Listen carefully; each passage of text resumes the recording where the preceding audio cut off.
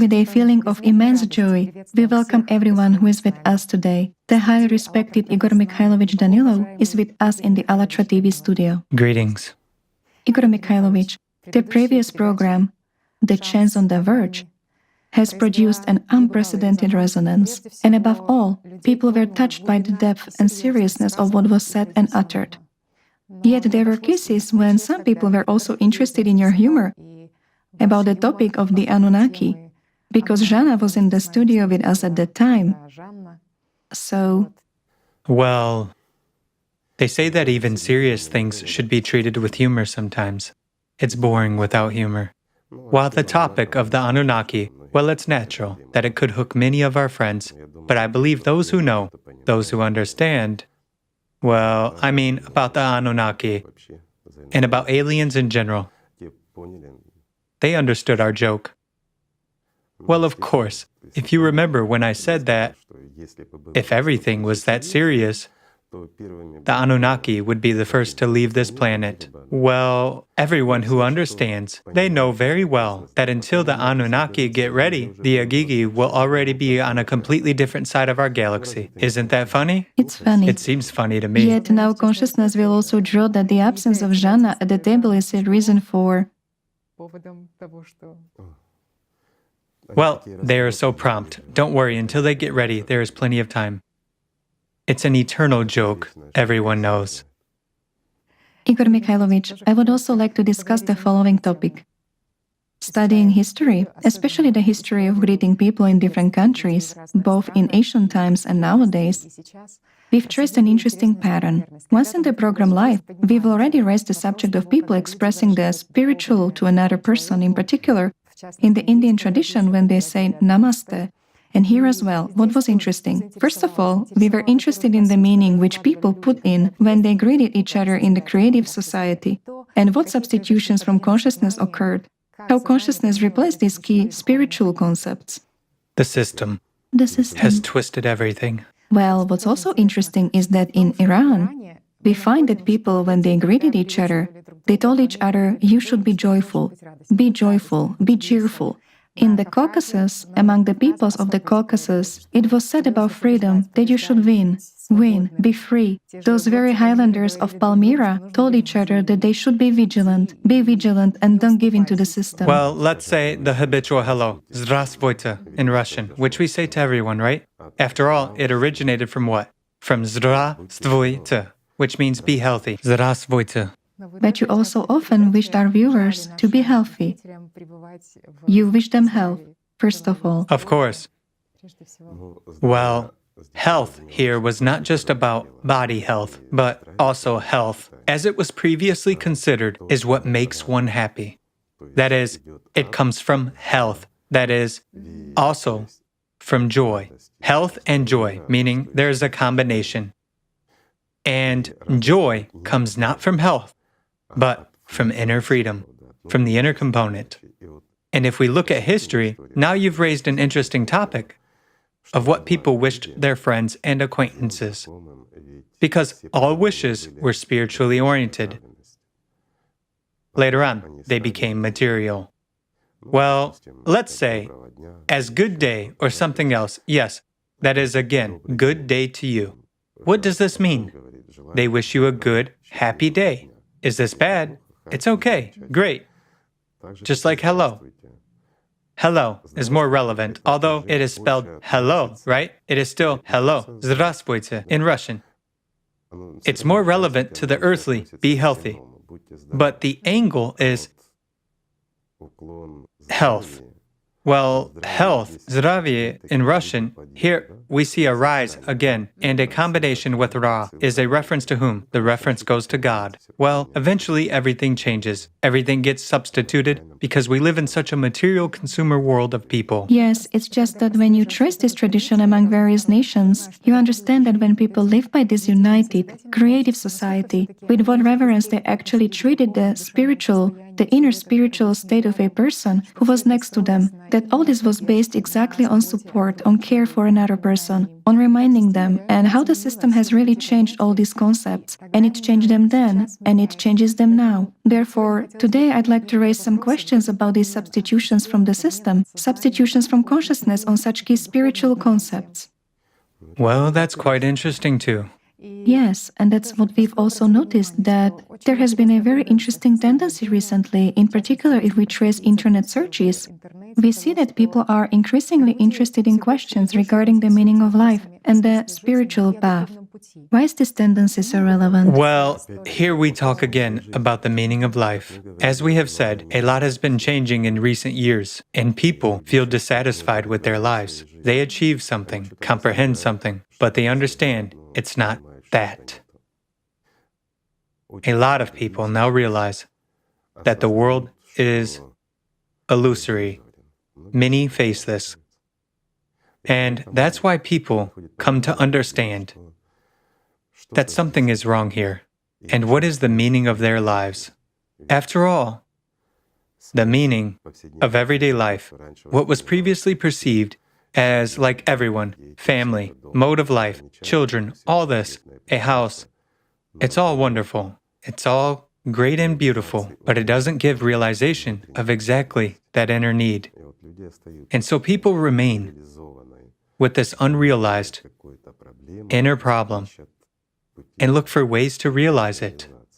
What's also interesting is that indeed, when people are concerned about these issues, about the inner search for the path, about the search for this state of joy, because for many people it's very important to get rid of the suffering of the common daily life and... Well, again, what is suffering? It's the result of today's world order. It's the result of, let's say, the consumer-based format on which, as we said in the previous programs, humanity has been living for 6,000 years in an oppressed state, oppressed exactly by the system. When the beast begins to prevail in society, if we take society as a unit, it comes down to its components, that is, to every person. And people feel this pressure. Suppression, injustice, even those who commit these unjust acts towards other people, even those who sow evil, as they say. And at that, he seems to sleep peacefully, but in actual fact, he suffers as well. Because people do feel that something is wrong with the world. It's just interesting what kind of answers people get from mentors of different spiritual teachings on how people can reach this state of love, this state of joy, because naturally, first of all, it has been said since ancient times that this state is difficult to comprehend, that it's a state which is difficult to explain with some conceptual apparatus. And so the system starts playing in the sense that it says that if it's difficult to explain, it means that it's difficult to attain. Also to attain. And it makes some kind of mystery out of it. Well, not a mystery. It's just, let's say, from their mind, people are trying to explain things they don't know. And so it becomes as complex as it is in modern science, with a lot of mysterious words and not leading anywhere. Well, all this is just because those who talk about it lack real experience. So, not just to convey things by mouth to ear, but as people knew in ancient times, Of course. from soul to soul, And this is the most important. from heart to heart. Exactly as you say, from heart to heart. If a person conveys his inner experience, real experience, from heart to heart, then both words are found and explanations come. And another person, feeling such a person, unwittingly begins to follow him if he wants. Whereas, if the system predominates in a person, or, as they say in the language of religion, he is under the control of demons inside, then, on the contrary, he rejects and denies this. In him arise evil, hatred towards religions, or to what is said. However, such people should also ponder over why it all frightens them so much, so to say, and why such hatred arises inside. From whom? Well, isn't this so? They react with hostility, yes. This adherence to principles course. of some kind from... Well, of course, many will say at once, why are you brainwashing me with religions? Life is so complicated, and there immediately arise a lot of stereotypical arguments from consciousness, why he acts this way. And, as some people say, here, I have religious books. I read them. I'm the most pious. I understand everything. What are you telling me? Well, this applies to all religions. There are no divisions here, and there are such people in different parts of the world. Yes. But the funniest thing is that they feel as well. And this aggression, which comes from the inner beast, is caused by the fact that the beast feels the weakening of support of the system itself. It just feels that the system is abandoning them. This is interesting. Well, it's interesting, but it's natural. Also, Igor Mikhailovich... Yet we agreed not to frighten people, so we won't develop the topic any further as a result of why this is happening. Also, Igor Mikhailovich, regarding what kind of recommendations to people we have encountered, intended for them to reach this state of inner purity, let's say, so that they reach this state of deep inner trust in this world, in the universe.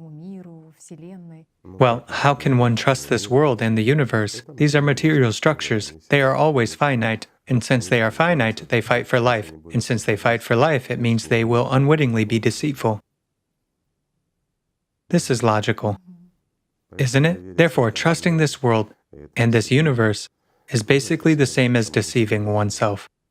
Trust between people, right? Just a simple question. For example, there is an organization, even of a religious nature. People have gathered together and jointly engage in prayer practices or something else, and trust arises in them. Trust and purity. When does it arise?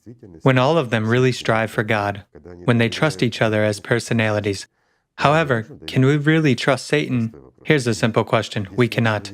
If Satan dominates a person, if a person is under the system's control, how can he be entrusted with anything, especially with the most precious, one's spiritual component? Well, is it really possible to open oneself up spiritually in front of such a person? Of course not. Why? Because the devil will use this for his own benefit. The system plays on these key concepts: trust, the observer. Of course, where there is a need for trust, it locks a person up with disbelief. Wherever you need to make an effort, it replaces it with laziness. Where love is needed, it replaces it with hatred. And we have what we have. We have what we have today, and we are afraid of tomorrow.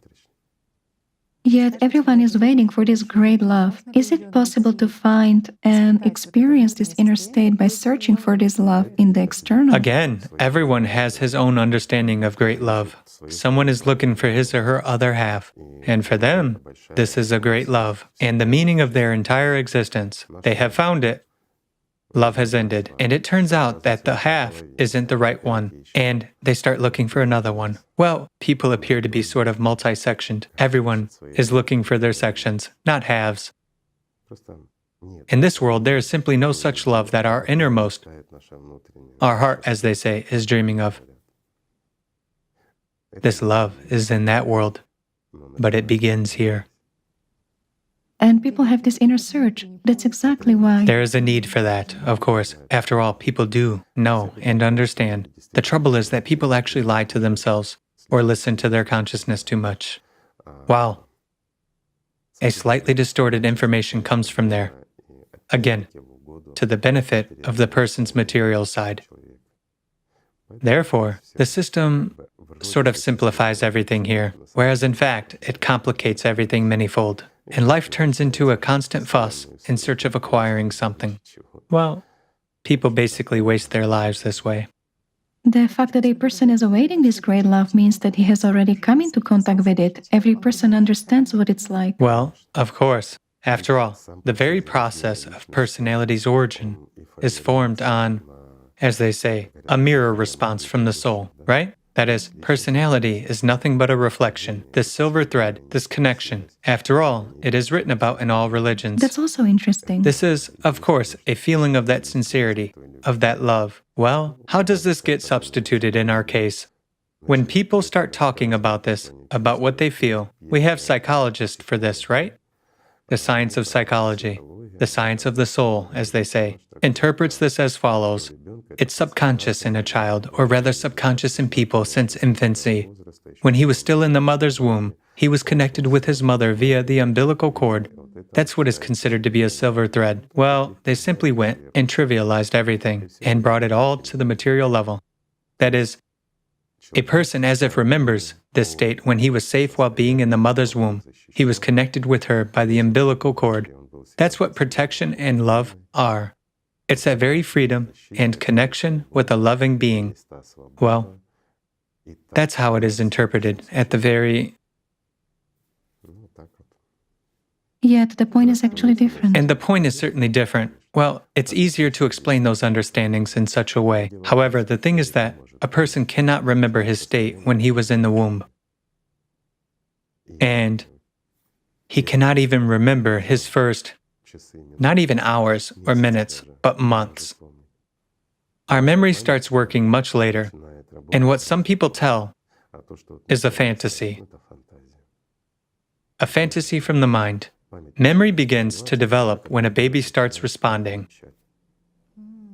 That is, they smile at a baby and it smiles back. They say that some babies are born and smile at once. These are reflexes. This is the work of muscles.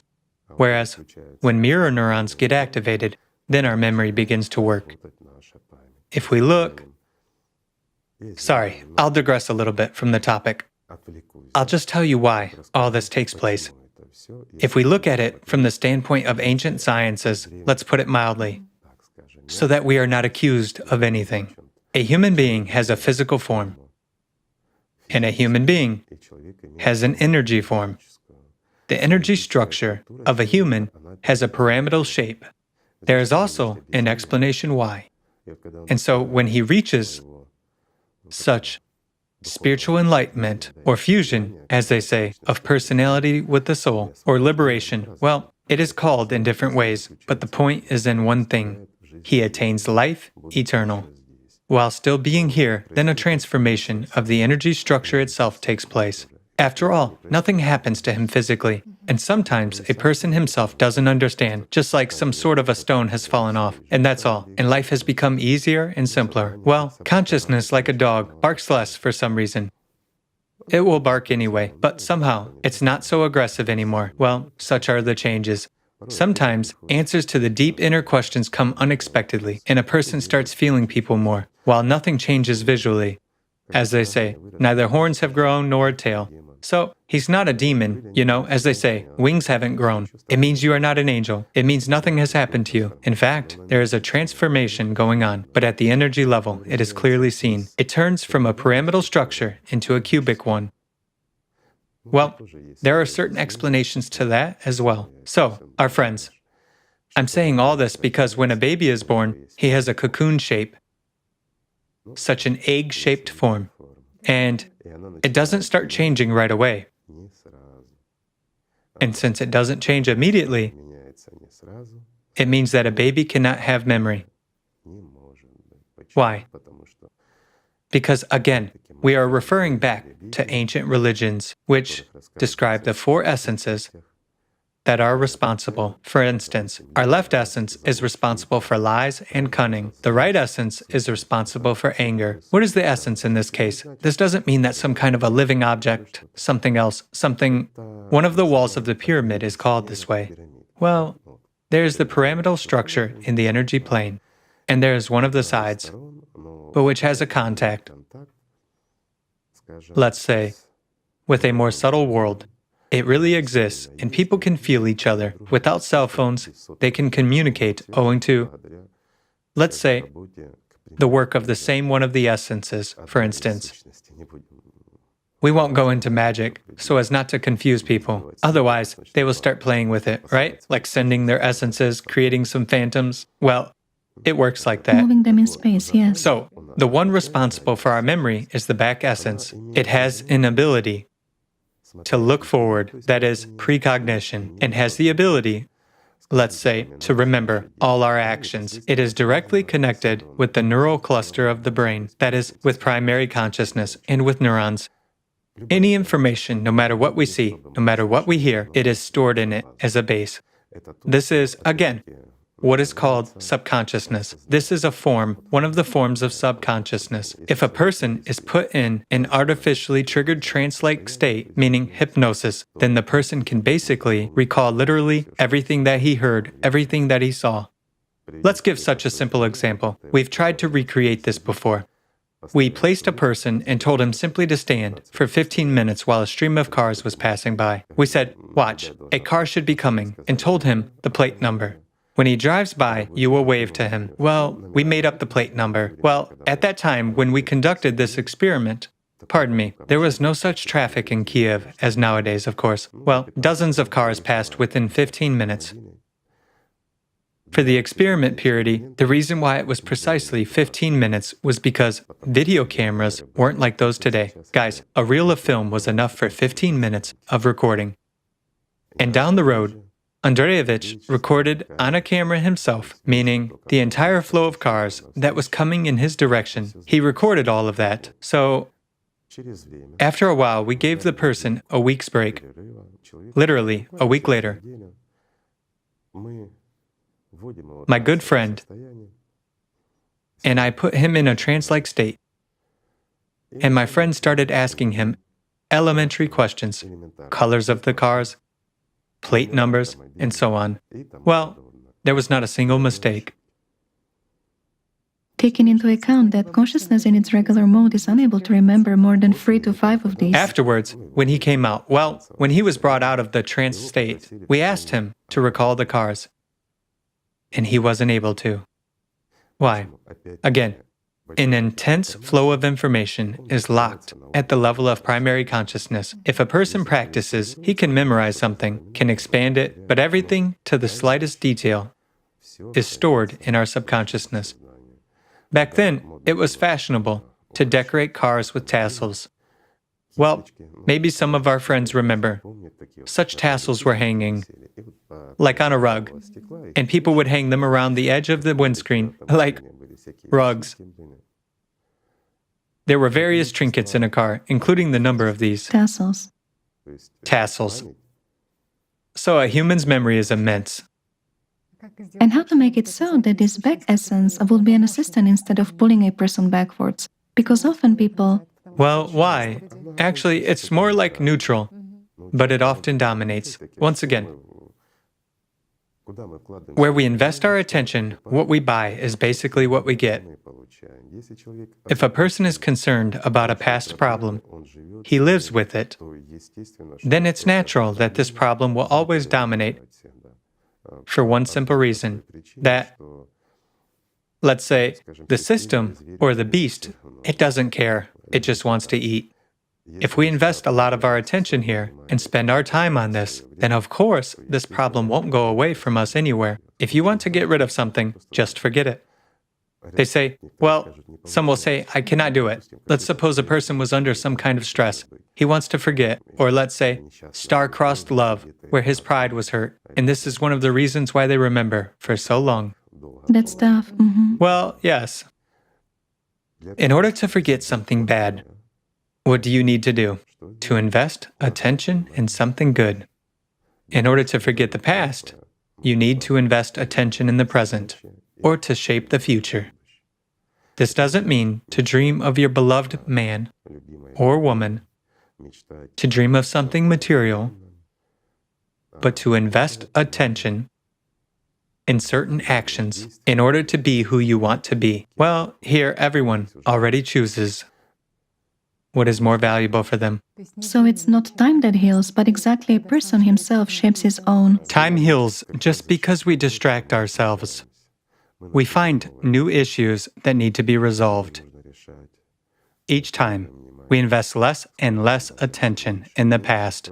However, if a person is, let's say, fixated on a certain moment in the past, this is beneficial to the system. It will constantly bring him back to the same point and will constantly milk him there like a goat. Well, excuse me for such an expression. Here also, Igor Mikhailovich, people asked and sent questions regarding attention. So there is no understanding of what attention is, its quantity or volume. Is it given from birth to a person, similarly to human prana? Or is the volume of this attention somehow replenished? That is, can we explain about a person's attention in more detail? Well, in the East, it is believed that there is the energy of life, prana, right? We often use it as well. Prana. Prana. What is prana? If we approach and understand it as life energy, it's a derivative of Allat, or meaning that which what Allat is transformed into. And this is precisely the reserve of vital energy. A person is endowed with exactly as much as he is endowed with from birth to death. And why is that? Well, we will now again, go a little deeper into metaphysics, into, well, all sorts of devilry, whatever you want to call it. But it's necessary. There are, let's say, such creatures as Kanduks, because humans isn't the right word to call them, okay? It's just how they are more known. Those who eat like vampires. Well, vampires have to feed on blood, while these ones feed on human energy. What do they hunt for? For prana. That is, for life energy. Why? Because accumulation of this life energy prolongs their existence, but not as a physical body, but it prolongs them as a personality. And they can even get reborn, let's say consciously. They are the ones for whom reincarnation exists. Why? Because he comes to this world in a new body with his luggage, with his memory, with his knowledge, with his experience, and with an additional amount of prana for the new body. Let's just say instead of a soul, there appears such a scum. And attention, the power of attention, So, the power of attention, I'm approaching it little by little. Again, the power of attention is nothing but an equivalent of that very prana. We have a certain amount of that very prana in direct proportion to every moment of our existence. It's like, let's say, gasoline for an engine or electricity for an electric car. We insert a battery and the car covers a certain distance. So this power supply, which is in the small battery that we've put into the electric car, that's exactly the prana, which enables the car to run for a certain period of time. No matter how long it exists, there is every moment and a certain amount of energy for that. This energy is stretched, or let's say, prolonged throughout space and time, or rather allocated. That's precisely our attention. Many will say, what if I'm not doing anything? I'm lying here. I'm not investing attention after all. You do invest. You surely do. Even more so, we spend this power when we sleep. We do spend it.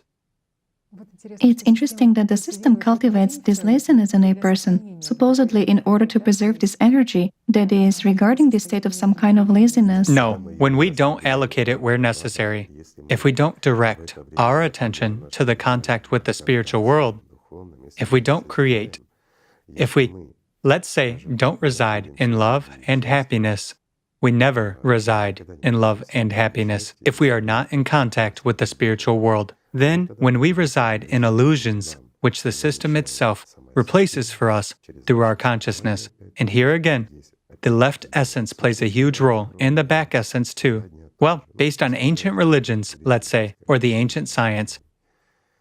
And it turns out that we as personality perceive false, temporary love. We are always concerned, we are always nervous, and so on. Yet, here, now I'll digress a bit. When we drive a car, we spend energy. If we drive at a certain moderate speed, if we don't make sudden maneuvers or accelerations, we have an average energy consumption.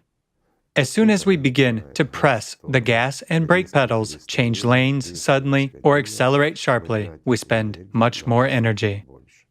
I believe there are a lot of drivers among our friends. It doesn't matter what you drive, a car with an internal combustion engine or an electric car. Both electricity and combustible mixtures in your car's fuel tank are spent, just like prana is spent in your, well, energy biological structure, so to say. When we are nervous, when we are upset, What are we doing? We are getting older. And we often see there are people who are calm, balanced, less susceptible to emotional stress. They are more in love, not fixated on themselves. They always look healthier and younger. And we see emotional people who are overloaded, who have a dream. They put their attention in it. Suppose, let's take that very sport, a real serious sport. What happens there?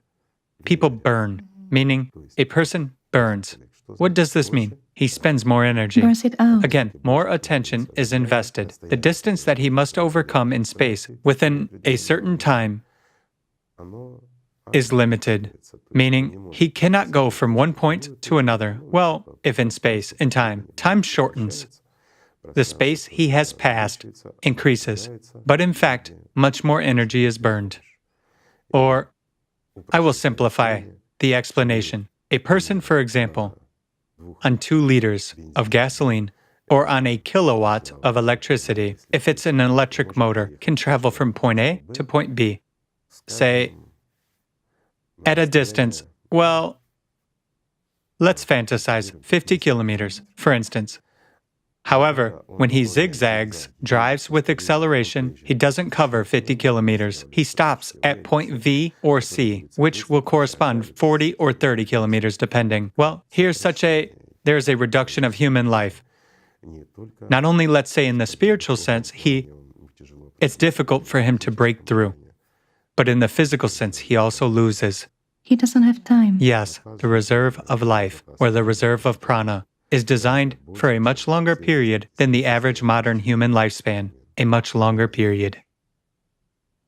That's also interesting, Igor Mikhailovich. Always when you talk about such, let's say, new concepts, sometimes like the silver thread, you once shared that there is such a concept. How come it's new? It's not new. It was known God knows when. It's just that it's always very interesting to broaden these understandings and go deeper and look for information on this subject, and also how interesting the system works, because I came across information about the silver thread, which was also called the silver chain, the light spiral, the luminous ribbon.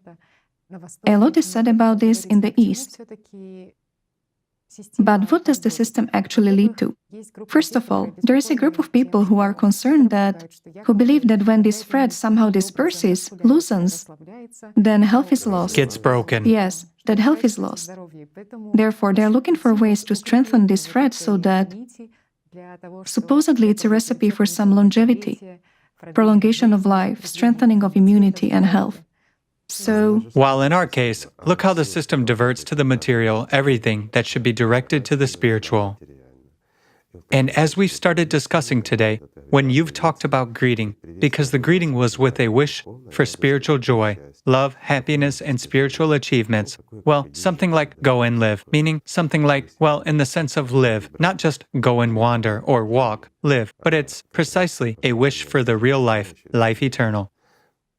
And everything actually gets changed and replaced. The same is here. What is done with everything spiritual? It is replaced by the material. yes. Again, they say, why wash and zombify a person's brain if it has already been zombified a very long time ago? It's the same as people are sort of directed to, and they realize that it should be thicker and it should be wider, that it... They say it right. Yes, that one has to be closer to... Again, closer the to... mental body, as they believe, to the physical body. Well, and here, substitutions Yes. and changes occur. While this is just trite physics, that is, if we look at the human structure, which was depicted God knows when, and even in some petroglyphs we can find the layout of the human energy structure. Why is personality not a part of a physical body?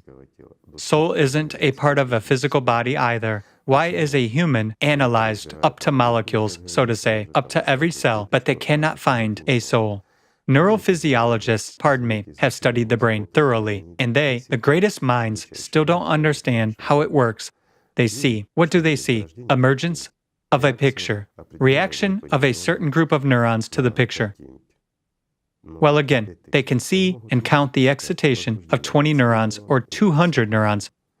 However, they cannot explain the same conditions, the same person. He shifts his gaze from a triangle to an apple, and, for example, 200 neurons light up. Well, when it is red.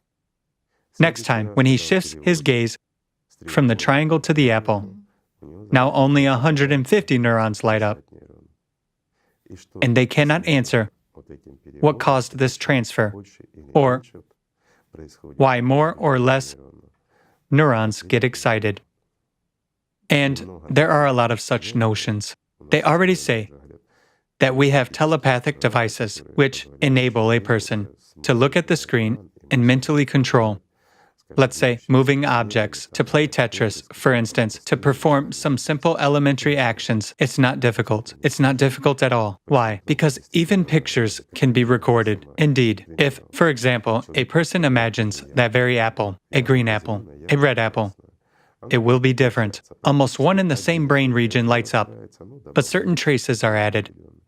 Thus, these are pictures which light up in one's head, and they can be read. It's not difficult. They can be read if a person thinks by means of pictures. While we understand that thoughts which come to us and unfold, they also come by means of pictures. On the one hand, it will allow, if a person thinks slowly and only by means of images, well, it will be possible to read something from his head. But the thing is that a thought emerges and comes to a person not by his will. And the person doesn't control this process. He can just finance some flow of thought with his attention, with his prana. But it always begins to dissipate, and he needs to make efforts to drive them back. Or a person who, let's say, is engaged in solving some task set before him, he focuses all his attention. He begins to think about that, to add up. For example, he is solving an arithmetic problem. And here, indeed, it is possible by means of these sensors to read off where and what number is there, or something else. However, it's enough for a person to get distracted, and all these sensors fail.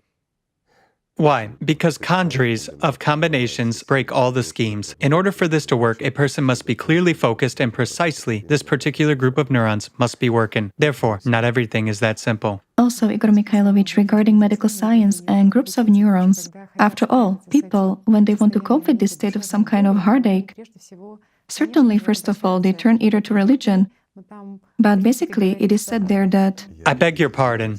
We haven't finished talking exactly about this. So regarding that very silver thread, why? Is this right that it should expand or thicken? Well, since ancient times, it has been known that there is a soul which is located approximately in the middle of this pyramidal energy structure of a human. Then, there is a layer of consciousness, and above consciousness, which is much higher than one's head, there is personality. So it turns out that personality is beyond the body, or we are as if beyond the body, we are above the head. Moreover, it doesn't matter. I answer straight away, because people will start asking a question. If I'm standing upside down or lying on my side, well, these are standard thoughts which are being thrown in. The position of your body doesn't matter. The structure maintains its shape. So, the soul is connected with personality precisely via this silver thread. When a person invests the power of his attention into the spiritual world, while the spiritual world for a person is exactly his soul, he has no other gate through which he can enter there. Well, what they say, that he will come with his body, someone will meet him and lead him somewhere. Well, this had to be explained somehow. This was fantasized by people who didn't actually practice anything, but simply told people fairy tales. Well, that's how it was. So, the more a person invests, the closer the personality becomes, as it turns out. And some will say, so does it pass through consciousness? Yes, guys, it does. However, consciousness remains as an outer shell, but a non-dividing one. This is already like a fact. Therefore, the dog barks less, but it still barks. You still hear it. And when this process of convergence is going on, then naturally, well, what is the silver thread? It's a kind of, well, let's call it a little tube through which light is coming from the soul. Well, it's just for the sake of understanding. Again, guys, it's just an association for understanding. From the soul to personality. Again, where is personality reflected in the material world?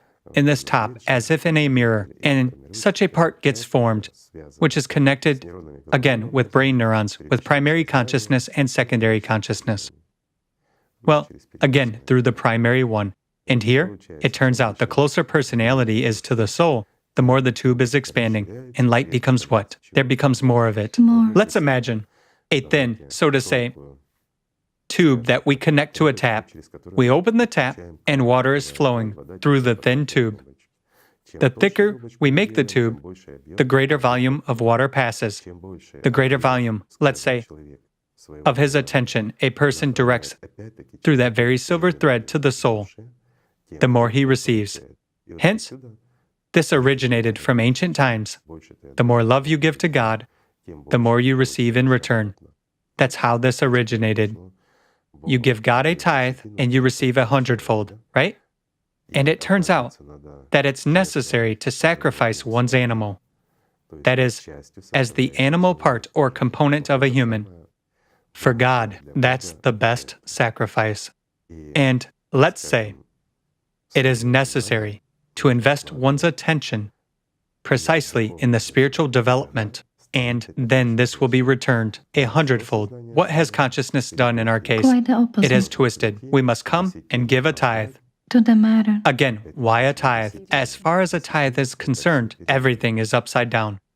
We say that when a person follows the spiritual path, and again, they knew about this even in ancient religions, when we follow the spiritual path, we should direct 80 and even ideally 90% of our attention, of our power, to joy, happiness, and love, to life. We must leave 10% here for everything mundane. What was done? You must bring and invest 10% of your income to the church, right? You sort of pay tribute to God, and He should sort of return 100-fold to you. Have priests ever returned anything to anyone? Because you don't give to God, you give to priests, to people like you. Yet, on the other hand, it's necessary to support temples because it's natural. These are venues for people of faith. This is very important. But guys, I'm not saying that you shouldn't support. You should. It's like, for a believer, this is his second home where he comes to talk on spiritual topics.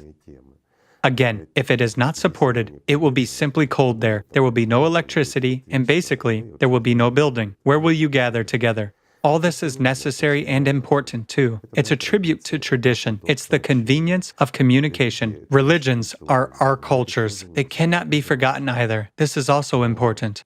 However, again, guys, to be perfectly blunt, if you really strive for God and feel a need for this, you should understand that fairy tales are fairy tales. It's like, in kindergartens, they read fairy tales and have fun. This is great. This is wonderful. But there is real life. It goes beyond the boundaries of such a fairy tale world. Therefore, the system substitutes. I'm going back, pardon me. I have digressed. It substitutes even such a notion as sacrifice. The notion of where we pay 90%, where we give the tithe, and everything else. We have sorted this out. Now, when we spend 90% on our spiritual development, then automatically, this tube, so to say, the silver thread is widening. And when it becomes wider, what happens? Convergence. A person feels even more. He can return even more, and this process leads to the point that there takes place convergence and formation of the one who is called an angel in religions. Well, it is called different names. Somewhere it is Buddha, somewhere it's a saint or an enlightened one. Doesn't matter. That is an immortal, let's say. However, this doesn't mean that it's immortal in a body. Again, what is being imposed on us? That you'll be immortal in your body. That eventually some judgment day will pass and you will resurrect from dust. Well, why? Because people have missed without knowing and understanding. Well, or perhaps due to laziness in the beginning and later on due to a lack of experience. listening to their consciousness. They have simplified this to what? To the material. Since I am in a body, hence I'm the body. Since I am the body, hence I have to resurrect in the body. Since God is omnipotent, hence He can do it all, right? Now, pardon me, I'll digress, but this is very funny and exactly fits to this subject. In Islam, in the description of heaven or the life in heaven, some people who are, so to say, far from this heaven, philosophize on the topic. Since you'll be in heaven, in your body, lying on pillows, there will be beauties around you, and there will be boys as well. Hence you still have to eat, don't you? Since there will be grapes and everything, but only grapes aren't enough to be fed. Well, then clever people say, how come? You will eat poultry too. Okay, I will eat poultry. Clearly, meat is sort of needed, yet how will I eat God's creatures? This is actually wrong. Well, then they found a solution. Do you know which one? The main thing is not to eat bones. So a person has to eat meat in heaven, and then, as you have eaten poultry, they have cooked it for you. And later on, meat will grow on it, and it immediately becomes alive, and that's how we have it all. And we believe in this. While in the truth, in that truth, not what I say, guys, but what you actually feel, since you do feel the truth, where the truth is, and where, pardon me, kindergarten and fairy tales are. So for some reason, consciousness believes more in fairy tales, and it locks a person and doesn't let him feel the truth. Isn't that so? Well, yes, it's just that when people from consciousness... Yes, and now, regarding locking, the fact that it doesn't let him, how it acts, and why people experience heartache. Again, we go back to the structure. There's the top as personality. If we take the pyramidal structure, and there is a soul in the center. Between them, there is consciousness in the middle, and through this consciousness, the silver thread runs. And when consciousness gets activated, let's imagine our tube, which we have opened by connecting it to the tap, and we let water through it. If we compress it, what will happen? An inner tension. Not only an inner tension will take place in the tube itself, but on the other edge of this tube, water will flow more slowly. It's enough to release it, and water will flow normally. We compress the tube, and less water flows. Why does the system do this? The answer is very simple. When a person clings to something spiritual, it's indeed interesting. He begins to go deeper, meaning as personality, he begins to look within himself, whether there is a soul or there is no soul there. Well, and this is a threat for consciousness. What does consciousness do? It compresses the silver thread. What does personality do? It becomes weaker, because the flow from the soul to personality is weakened. That is, the system puts its strength in consciousness as a tool for stopping the person's spiritual development. And at this time, the person can feel precisely what is called heartache, this pressure and inner emptiness. He becomes irritated, he becomes concerned, or deeply depressed. Doesn't matter. He gets focused on himself as a body. What does this give to the system itself? Well, you have to understand, guys, and to face the truth. A human being is dual. There is the spiritual nature and the material nature in him. The material nature exists owing to the spiritual nature. In the energy sense. In the physical sense, we depend on what we have eaten, meaning these are biological processes and chemical reactions. However, all chemical reactions are also supported by the built-in model, so to say, by the energy structure. If there were no energy structure of a human as a program, then, well, and not just of a human, but of everything material, it would have simply fallen apart and vanished. There would be a world of chaos. There would be a universe filled with freely flying molecules which wouldn't interact among themselves. For those who are keen on physics, the concept of gravitation and all the rest are not an unfamiliar concept. Well, let's say it is that mysterious graviton which you are looking for. Well, it's for those who are looking. Owing to this, there is formation of any bodies in this material world.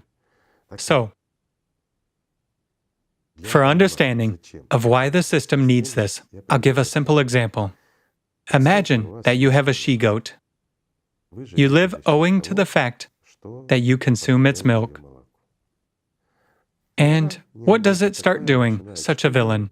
It starts doing meditations instead of eating grass. It sits down on stones and meditates. Is this loss causing for you? Of course it is. Instead of eating grass, nibbling trees, and accumulating milk that you feed on, the goat, you see, is sitting and engaging in its spiritual development, whereas milk isn't coming in. What will you do as the owner? Stimulate. You'll drag it off the stones and tie it to the grass field so that it eats grass, right? And walks a little bit. You will distract it. Well, the system is just as a good farmer, same as you are, that is concerned about what? About its own life, but not about yours. Are you actually concerned about the life of your goat? Yes, as that of foodstuff, but not more. That's the point. And if we stop behaving like kindergarten children and listening to fairy tales and look at things reasonably, then we'll begin to understand very well that the material world is a world of consumption of each other. Somebody always eats somebody else. And it is said that a human is at the top of, so to say, a food chain. Right. However, he is eaten by those whom a human eats. Well, isn't it so? A human dies. If he hasn't been cremated, worms will eat him. While worms are eaten by birds, birds are eaten by animals whom we eat, and we eat that same poultry. The circle is complete, and the dragon is gnawing its own tail again. Also, Igor Mikhailovich, scientists have now faced a big problem as to how to help people who experience these inner states of sort of heartache or spiritual suffering. Well, we have just explained. It's the cause Yes. and consequence of the spiritual suffering. But again, a person experiences a non-specific pain. You cannot explain it. And it's impossible to relieve it by means of any painkillers, or say, by means of any medications that influence consciousness and mitigate. Well, it can be weakened temporarily. Who experiences pain in a human? Primary consciousness? Primary consciousness. Secondary consciousness or personality? No, personality cannot experience physical pain. However, since primary consciousness is directly connected with personality, and this heartache, let's call it so, is reflected mentally, whereas primary consciousness differs from the secondary one by the fact that it can also partially perceive mental pain, mental manifestations, so to say. What is meant here? A person who is, let's say, in a meditative practice can not only project certain pictures in his head and feel something physically, but he can also perceive the metaphysical plane. That is, he can go much deeper.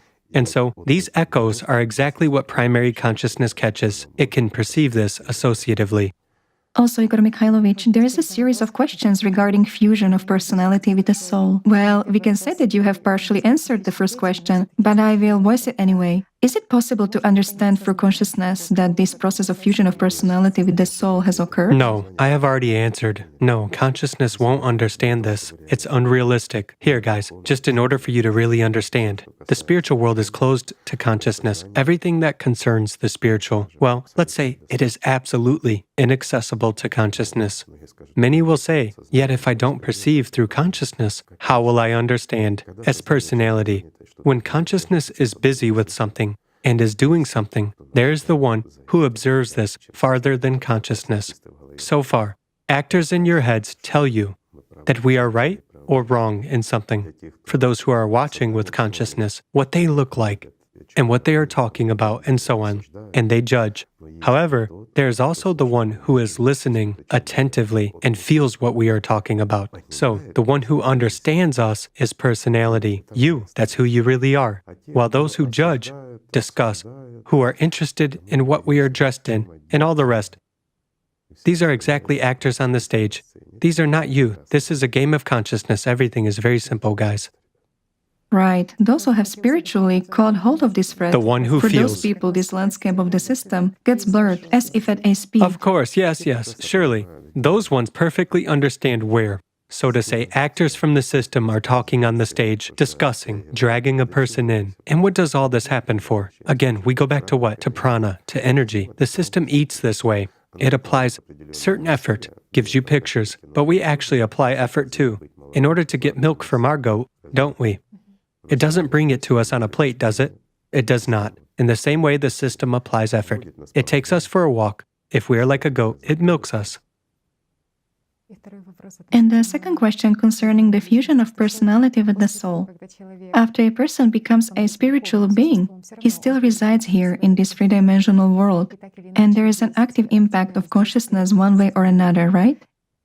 Well, it's a necessary tool. Right. The question is as follows. Can a person lose his spirituality, having yielded to tricks and provocations of the system? Can he become, so to say, a fallen angel, as it is said? He cannot. If a person has got spiritually liberated, he will never become a fallen angel. And generally speaking, the theory of fallen angels itself, well, it's a way to explain all the complexities of this world structure.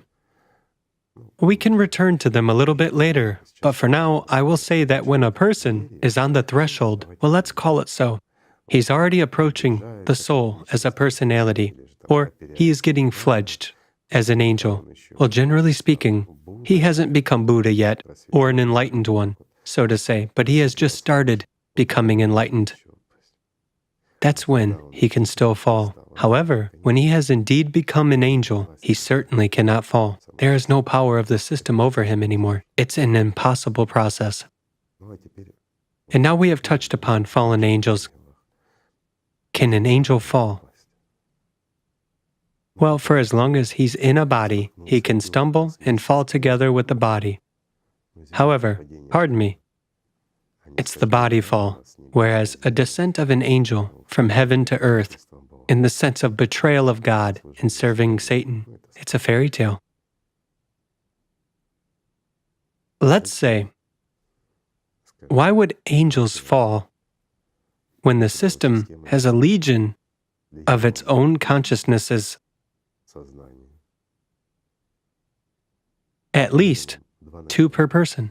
They say, is it possible to count the devil's legion? Well, there was such a more rhetorical question in the past, whereas today, with understanding of what we've just explained, it is possible to count it. But this concerns only this sphere and not more. We mentioned in the previous program that there are billions of such planets as ours, and that's just in our universe. Igor Mikhailovich, how can people defend themselves against the system on this path? How to protect personality from the system?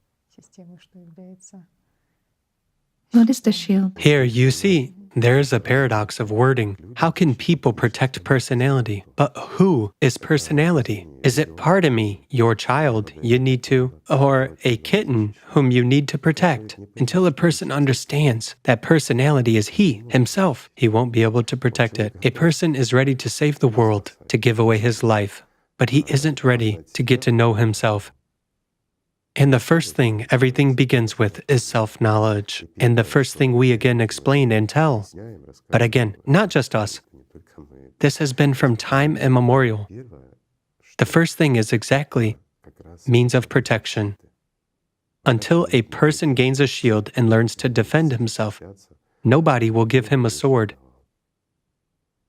Because he can attack the system only when he is safe. That is, a person begins direct opposition to the system itself once he has realized that he is personality. And how can it be otherwise? When a person studies what consciousness is, how it works, how these actors in his head deceive him, where he perceives the reality as personality. Yes, through primary consciousness, yes, our illusory, temporary, three-dimensional reality, but he still perceives it. And where there is a distortion, where substitution takes place, where he is being literally manipulated, if a person doesn't learn all this, then to open up. After all, many people manipulate with this. It's indeed a serious topic. We can expand on it, by the way. I believe our friends will be interested. If a person opens up prior to gaining an elementary, let's say, understanding of who he is and an ability to defend himself, he will be vulnerable to the system itself even more than he is. Whereas when a person realizes and understands, meaning he is learning to be aware of who he is, and without learning and understanding that you are personality, of who you are and where you are in this entire structure, in this molecular set, let's say, then a person won't be able to develop spiritually either. Just because a person repeats mantras, performs prayers, or meditations, well, no matter what we call that, walks in a circle, beats a tambourine, nothing will change. Well, in fact, a simple elementary act of performing some ritualism with one's consciousness, yes, it can impress. It can somehow tune, or rather excite, let's say, our consciousness, provoke emotions. But in what way will it lead to the spiritual path?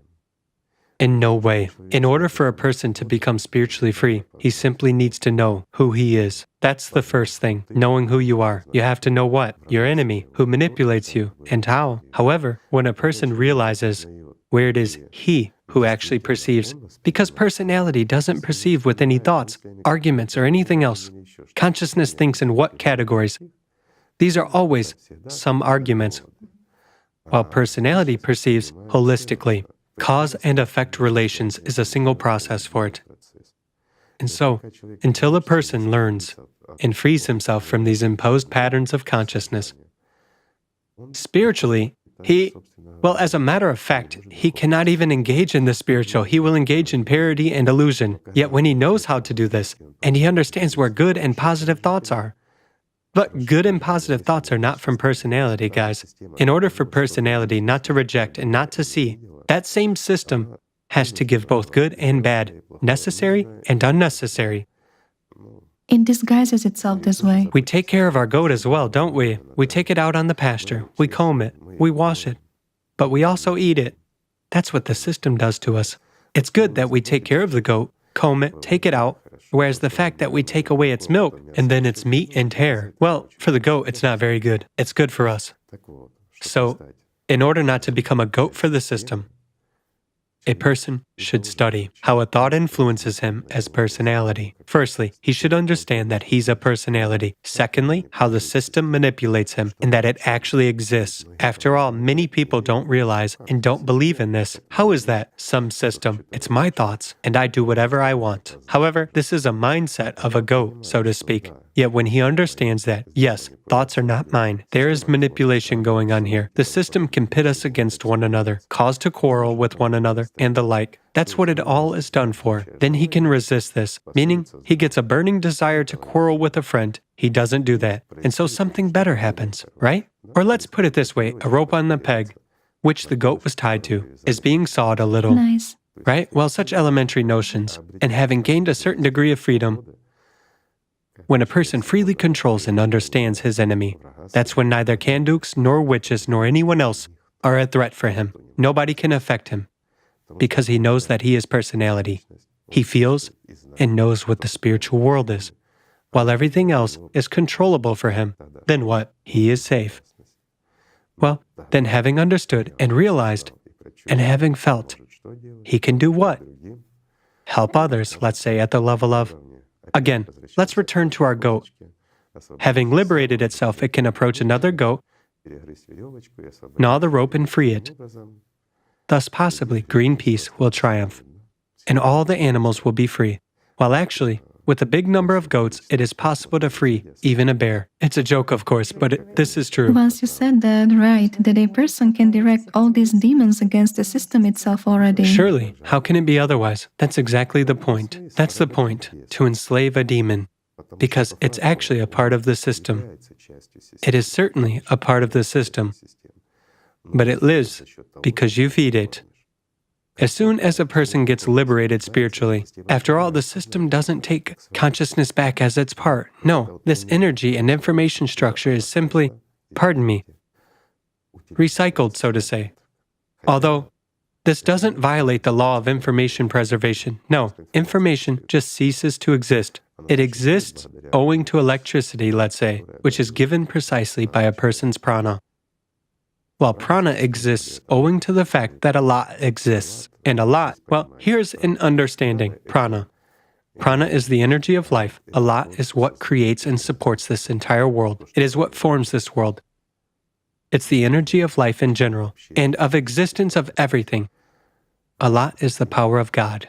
And this very shield against the system is The freedom of personality. the freedom of personality, love. Of course, the very awareness of the fact that you are free, that you are personality, that you are not consciousness, that the body is your temporary structure, like a tool. For instance, if you get into a car, you are not actually the car. You understand when you drive into a pothole. Well, if a person totally associates himself with this, yes, he can feel that he has hit his foot, but in fact, it's a wheel, it's not your foot. It's interesting that in various religions, they precisely recommend and talk about openness of one person towards another, about the fact that one should love another person, love the whole world, love butterflies, birds, love just everything. Well, when it's about loving another person, this is clear. But when it's about loving butterflies, birds, herbs, and everything else, here it becomes unclear. To respect and to perceive it with dignity as the world which was created by God. Well, we can protect and preserve it. This is clear. Yet, tell me, why would I love a toadstool? A simple question. Or let's say the one who eats it, an elk in particular, who faced an elk in a forest, like eye to eye. I faced it. And to be honest, I didn't have time to love it. I wouldn't have had time for that. Thank God. It didn't have time for that either. This is it. That's the truth of life, while everything is being substituted. And what is being told and interpreted, that everything is God's creation, and a toadstool is God's creation. Excuse me, both medicines and poison are made such by the dose. We have to love both poison and medicines. Well, these mindsets are created exactly by the system itself.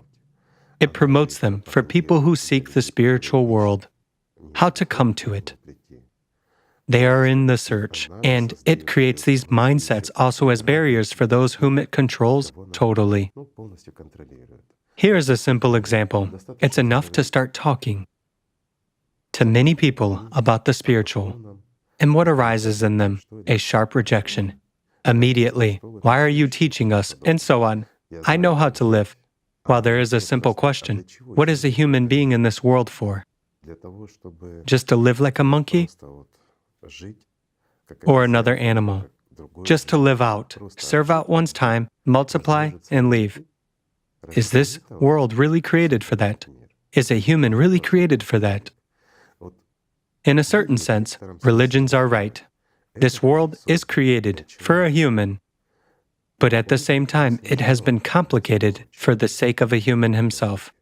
Again, returning to ancient religions, what do we encounter? We encounter the fact that people themselves asked for a body, Yes. for a complex world and a difficult path.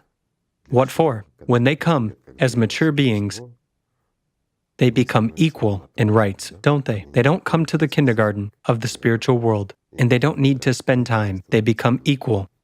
Well, so now, What is the danger of such openness of people before the system?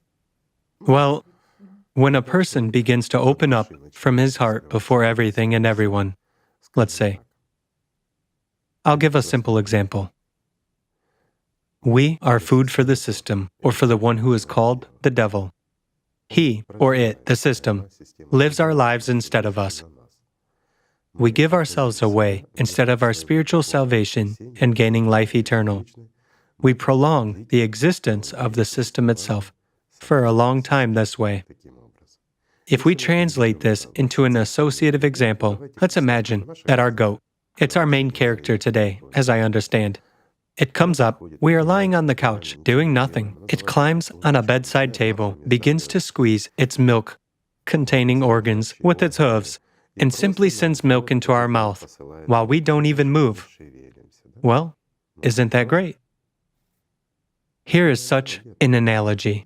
You cannot say otherwise. In the same way, we feed the system as it turns out, and it doesn't even need to make an effort. It has given directives, and we are the goat that milks itself directly into its mouth. Only it's us who milk ourselves straight into the mouth of the system itself. And at this time, we are not living. And for as long as we are nothing but food for the system, we won't live. Also, Igor Mikhailovich, they often recommend that a person should reside in a state of awareness.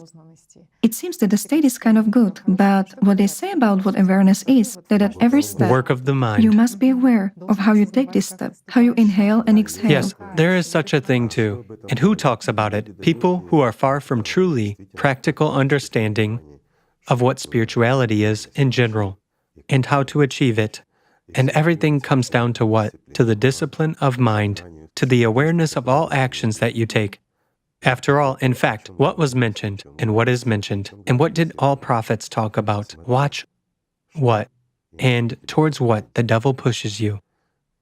Watch where angels are in your head and where demons are, and choose whom to listen to. One who keeps company with a wolf, as they say, will learn to howl, or you will become that. Isn't it so? It is. And what do these individuals interpret? The system suggests people that they can feel a state of this deepest trust only when they are in the state of awareness here and now. And therefore, the system offers them to watch how they breathe in and out, that an inhale and an exhale are a small birth and a small death. And having learned and realized this, you... Well, it's the same as we have said, like to control every step we take, right? Well, yes, there are some, so to say, teachers.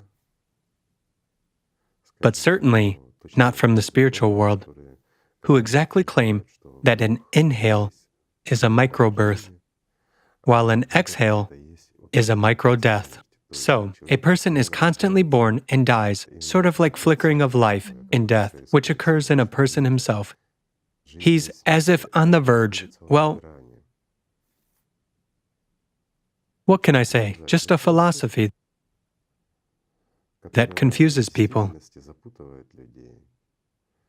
In fact, the relationship of the spiritual world with the human as personality, guys, is very simple and open. Everything is very simple. There are no difficulties. There are no such complex tasks. You don't need to run to the mountains, especially if a person is old and sick, and he has to climb to the top of a mountain so that he can sit in meditation in the freezing cold and dry wet bed sheets on himself. Otherwise, he won't be saved. Well, this is nonsense. The same relates to all those controls of inhales and exhales. Well, breathing exercises may be good for health, if they are correct, but they have nothing to do with spiritual salvation. Allegedly, being in this state of here and now, as they even describe it, right? Viva the mind, viva consciousness. Discipline of mind, control of every breath of your body, for you are nothing but the body. This is direct binding to consciousness, to the body. And what do you become? Literally food. Can this person achieve the spiritual? No. Only if he realizes all the stupidity of the mistakes he makes and understands that the spiritual world is not the three-dimensional world. And no matter how much you discipline and watch which foot and where you put it, this has nothing to do with your spiritual development. This world is on its own. We are forced to abide in it, and it's a kindergarten. Yet, in this kindergarten, we must learn what? The knowledge. I'll give a simple example. A child comes to a kindergarten, and what does he do there? He develops himself. Yes, he develops consciousness, but we give an analogy for understanding. He comes to a kindergarten. Well, what is a kindergarten? It is some premises, beds, activity rooms. It is teachers and educators. But is a kindergarten actually numbers, letters, reading, writing, or anything else? No. Yet this is present there. And in what form is it present? In a practical one already. Right. A child comes, and what does he do? He develops. He learns. Well, I believe this is a simple parallel. The same as with this entire world. We come here, and we learn here what? In this darkness, we learn what light is. Why? Because the darker it is, the brighter even a dim light is. Correct? Everything is simple. Yes, and people feel that these, after all, these substitutions that having drawn into these delusions. And you have just answered the main question people feel. And the first thing a person should learn is to distinguish an illusion of sensations and imposed thoughts from inner deepest feelings. What does he need to learn? to love. And love is what? True love is happiness. He should attain happiness, and happiness is what? It is life. And these three components, so to say, well, not three components, all this is the same, but they are inseparable. Love, happiness, which altogether gives life. And life cannot be either without love or without happiness. If inside a person there is no happiness, there is no love for God's world. If he doesn't experience its reciprocal, let's say, component, it's when the spiritual world loves, then the person doesn't live. Everything else is foolishness and nonsense. Yet somewhere, there is this primordial understanding of what kind of representative a human is on Earth, isn't it? Well, again, let's go back to the fact that a human is dual. Since a human is dual, there is both a part of the spiritual world and a part of the material world in him.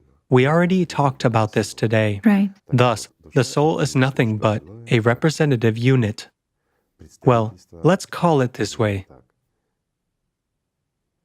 Of the spiritual world atmosphere.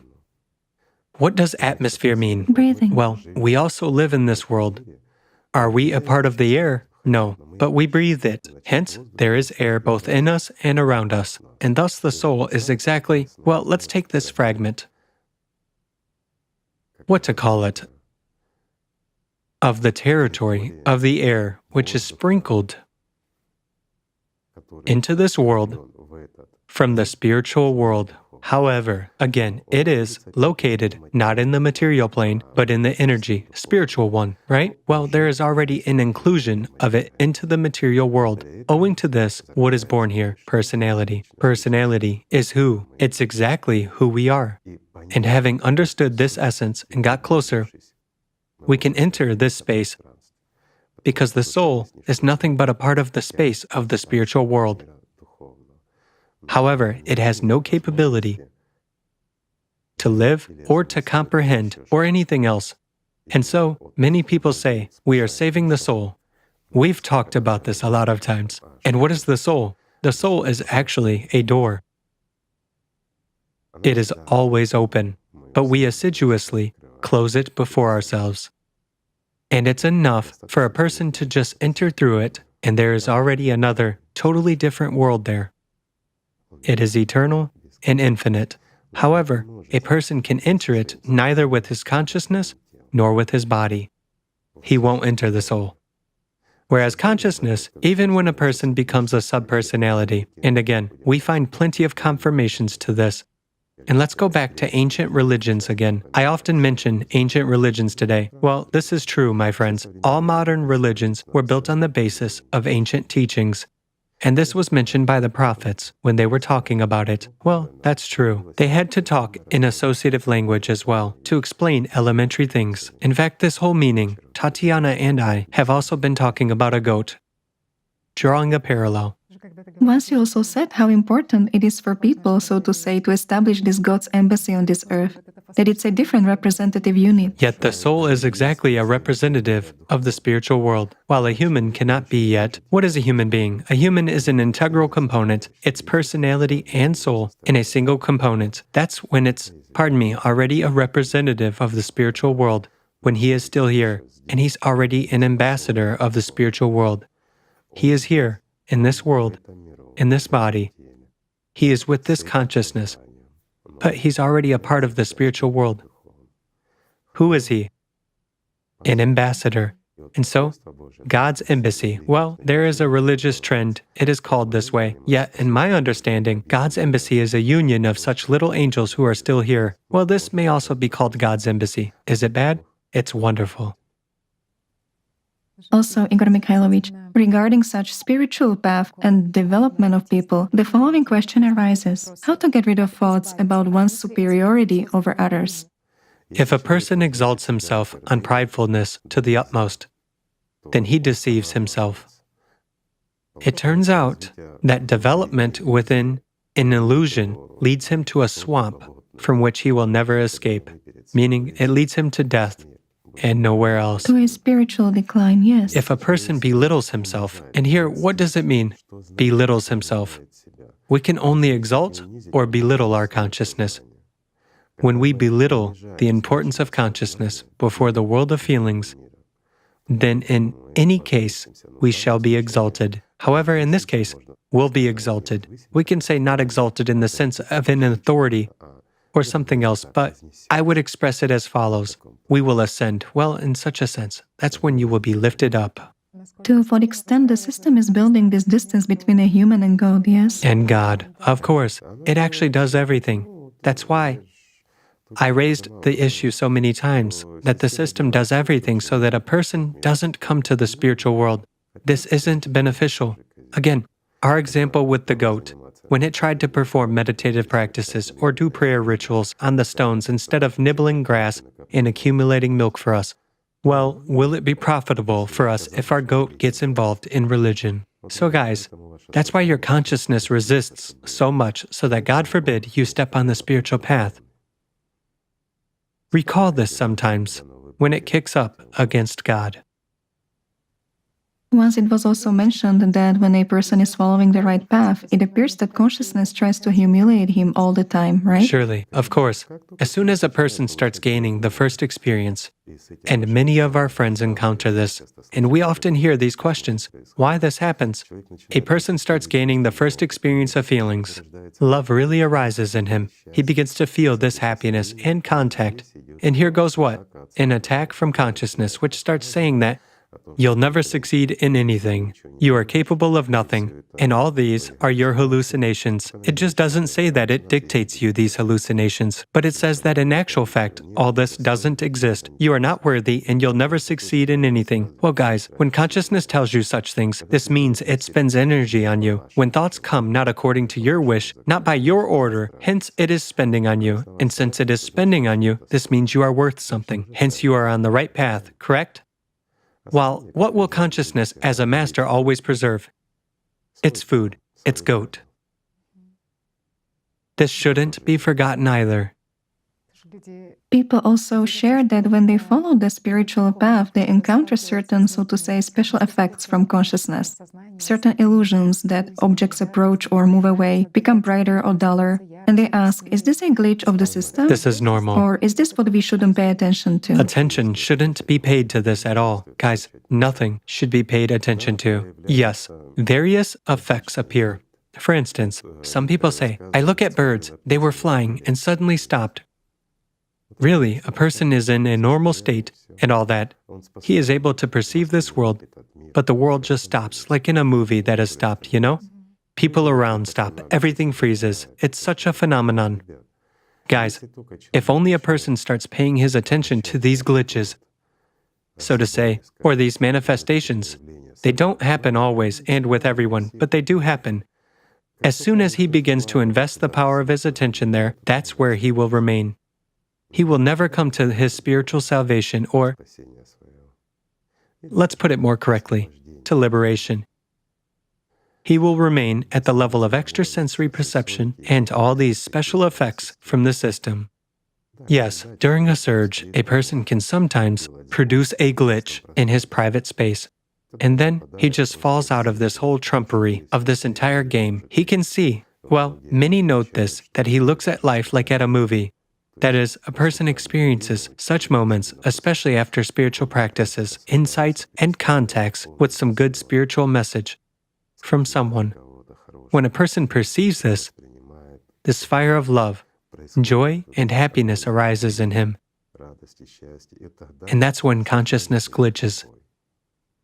Well, is it actually worth paying attention to this glitch, to all this trumpery, right? No matter what kind of interesting metaphysical effects take place, guys, they are not worth losing your life. Life is wonderful. Also, I would like to continue further to look into these substitutions from the system, in particular when people ask themselves a question.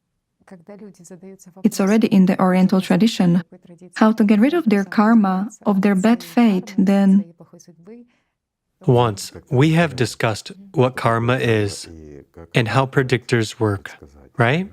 If a person lives without changing anything, it is possible to tell everything about his life. It is written like a book. If you know symbols which this book is written in and can read it, then it's very easy to say what awaits a person tomorrow, in a year, and everything else. This relates not only to a person's destiny, this also relates to the destiny of humanity, of a country, of any unit. However, as soon as a person starts living spiritually, when freedom is much greater for him, and what is freedom? Freedom is exactly an exit from this entire system. Then it's impossible either to predict the person's further destiny or to foretell what will happen in a minute, and the system glitches because it has written a scenario for him, to which meadow it will take him like a goat today, to which one it will lead him tomorrow.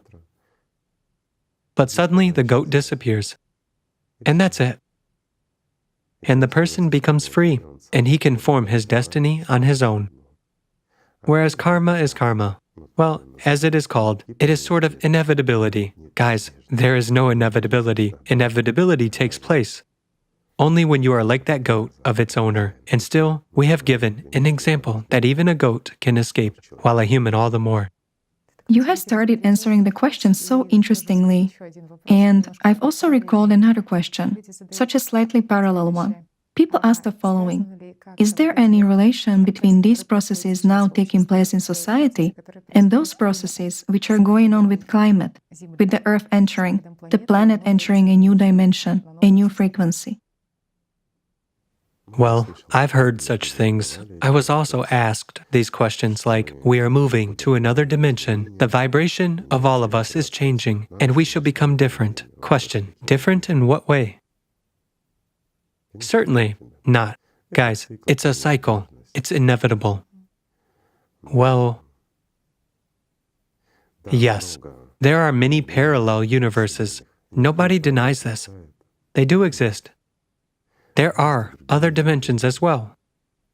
However, one thing is cycles, and a different thing is transition of the whole humanity, let's say, to another dimension. Well, going back to the question of this karma, what is actually recommended in this Oriental tradition? They recommend that certainly you must follow certain fasting, get rid of bad habits, but the main point is that you cannot perceive this state without a certain mantra, which is supposed to be given to you by a teacher, and we again arrive at what? We arrive at the point that a guru has to teach you. However, before he teaches you anything, you have to be a goat for him for a while, which does everything for him, feeds him, provides him with footwear, washes and cleans. Generally speaking, it is such a slavery. You have to give yourself into servitude to some old fellow. It's good if he's an old fellow, but he might be even, basically it doesn't matter. You have to serve a person and hope that you will get something. Well, everyone entertains himself as he wants and spends his life on whatever he wishes. This is the greatness of God, that He gave a human complete freedom of choice, and everyone deludes himself in this life to the best of his abilities, as well as desires. Igor Mikhailovich, are teachers actually needed on the spiritual path? In a certain sense, yes, but not teachers. Teachers, you see, there is one teacher. He is in heaven, the one who conveys knowledge here. However, He doesn't send teachers. Well, isn't that so? Yet, when people become teachers, hence they want to assume what? The function of God in the matters which concern spiritual aspects. After all, such a notion as a spiritual advisor and something else, it is creation of authorities. It's what the system itself needs in order to lead a person astray, to drive him into doubts, to enslave. Well, it's basically such a form, and such a disciple who takes care of this guru in the hope that someday the guru will give him some mantra which will give him salvation. In fact, the disciple walks around, worships him, serves all his desires, and hopes that someday he will become a teacher too. Secession. Actually, nothing more. While in fact, this guru eventually understands that mantras are merely a set of words, empty and meaningless muttering, and no matter how you arrange them, and no matter what you do with them, they don't possess magic power. What possesses magic power in us? Allat. Yes, it can influence something, or a huge concentration of the vital prana energy. which is applied to a certain point in space and time for the formation of something that you actually don't need at all. That's the point. Yet, helpers and fellow companions will not go amiss. And that's why we return again. Let's not even go far. Let's take either Islam or Christianity. There was the last prophet. After all, he also entrusted people to gather and practice together. What did Isa talk about? Who also brought the knowledge here. And he gave it in purity to people. And let's take the first Christians who gathered together and held discussions. Why? Because of experience. The experience when one person understands one thing, another person understands another thing, and by collecting these experiences together, people were getting liberated much faster. Again, if we take that very catharsis which people underwent, why did they? After all, they didn't talk about nonsense, like nowadays, guilty or not guilty. When a person comes to the Holy Communion or before the Communion, for example, there is absolution. A person is accused of everything that he has never done in his life, yet he must say, yes, I'm guilty, and the like. While back then, actual work was going on. Exactly the unmasking of Satan was going on there. What was the point of all that? Because people talked about those thoughts which entered, about those patterns and manipulative schemes of the system itself, and they became freer as personalities. Why? Because knowing the experience of others, seeing that in themselves, they understood what needed to be done. At the initial steps, this is extremely important. But then, again, are they teachers, mentors, or authorities? No, they are friends, companions. They are someone who is one step ahead, whom you can follow along his path. Realizing that he's not a Susanan, he won't lead you into a swamp. Well, this is wonderful, but, excuse me, how many false teachers were there who made a name for themselves on this and established entire religions, movements, and whatever, who led people precisely into swamps instead of the spiritual world? Why? Because for the sake of satisfaction of their greed, gluttony, and pridefulness, they used exactly human thirst for spiritual freedom and led them into dead ends. Also, Igor Mikhailovich, people had questions regarding catharsis. They understand that there is a thought is followed by a word, and a word is followed by an action. Well, yes. So they are worried about voicing anything bad in general, allegedly fearing that by investing attention into voicing the situation or by sharing it with others, the next step will be some kind of a negative action. Whereas a negative action is precisely concealment. Concealment of those patterns which, or those thoughts which are imposed on a person as personality from consciousness. When there is a process of what, as you've said, of catharsis, when a group of people is engaged, it doesn't matter, whatever religion it is or something else, it's natural that what people must do is that they must expose Satan. And what is the exposure of Satan? That's what catharsis is. These are his tricks, how it works. People should talk about it because it's the system. Everything flows, everything changes, and when a priest comes out and begins to tell people, well, catharsis is this and that, it's liberation, it is exposure of Satan. Now, I will tell you about the exposure of Satan, right? So he tells people, and people silently nod and go home with their demons. Is that right? No, it's not. It's not him who liberates them. He is nobody. They say, the merits of our religion are enormous. We have the right. Well, what right does a person have who came to an organization? Excuse me, it's a public organization, just like any other, right? It's been like that for centuries. Or, well, a priestly cult. What's the difference? It's an organization of people, ordinary people. It's good if they really strive for the spiritual, while most often they strive for what? For mentorship and dictatorship, right? That is, for doing nothing and living at people's expense. I don't blame everyone. I just say that there were such priests in the past. Were there not? There were. Yes, there were. So the point is precisely that when people gather for a joint spiritual work, they must truly unmask Satan. And people should understand that if a person tells something about what comes to his head, in his thoughts, this is exactly what demons whisper to him and push him to. If he understands that this isn't his own, but anything possible is being imposed on him, deception, anger, hatred, an illusion of love for someone or something else, a desire to possess someone or something, the person can openly talk about this.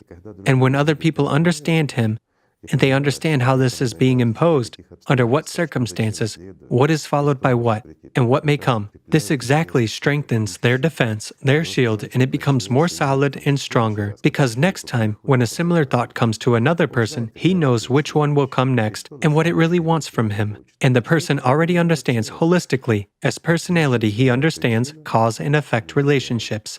A thought has come as a cause to steal something from someone, or to offend someone, to get angry at someone, or to want someone.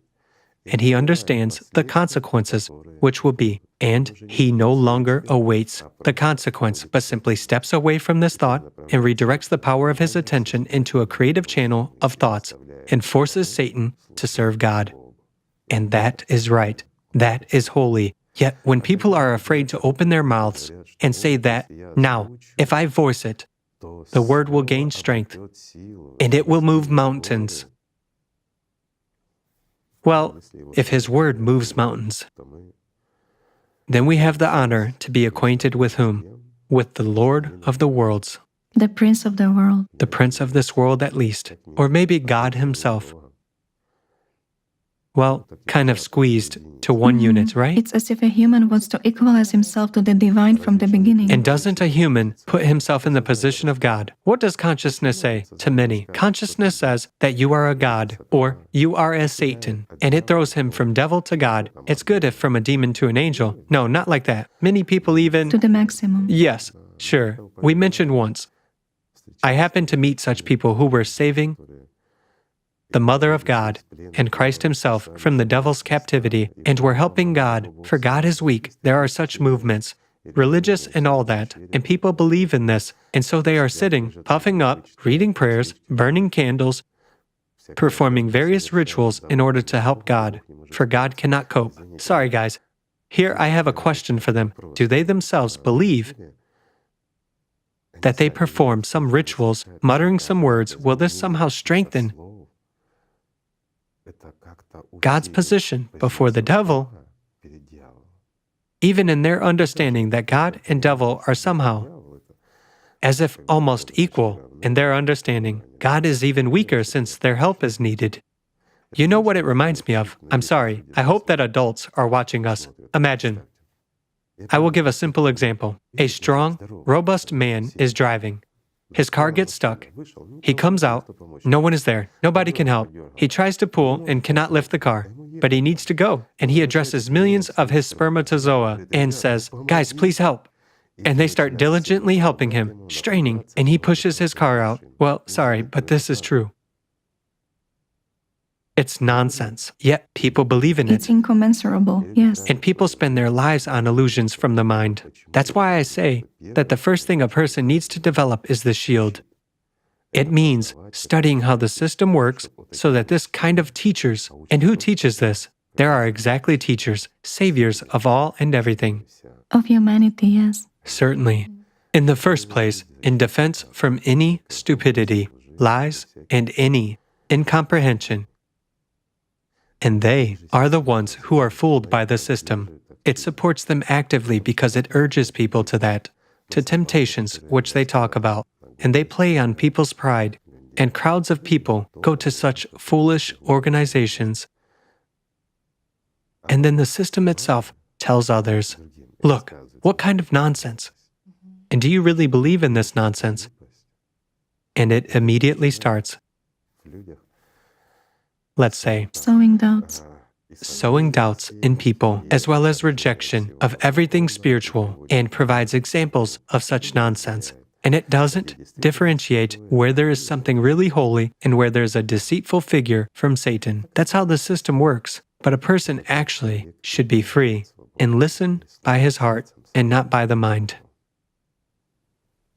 It's also interesting. One of such points has come out now. While talking about some human pridefulness, they often use the words co-creator, co-creation. Co-creators, right? Kind of. After all, God created us. He directed us here and endowed us with a part of His divinity. And what is God? God is the Creator. And so if we help Him in His creation, then everything will be fine, right?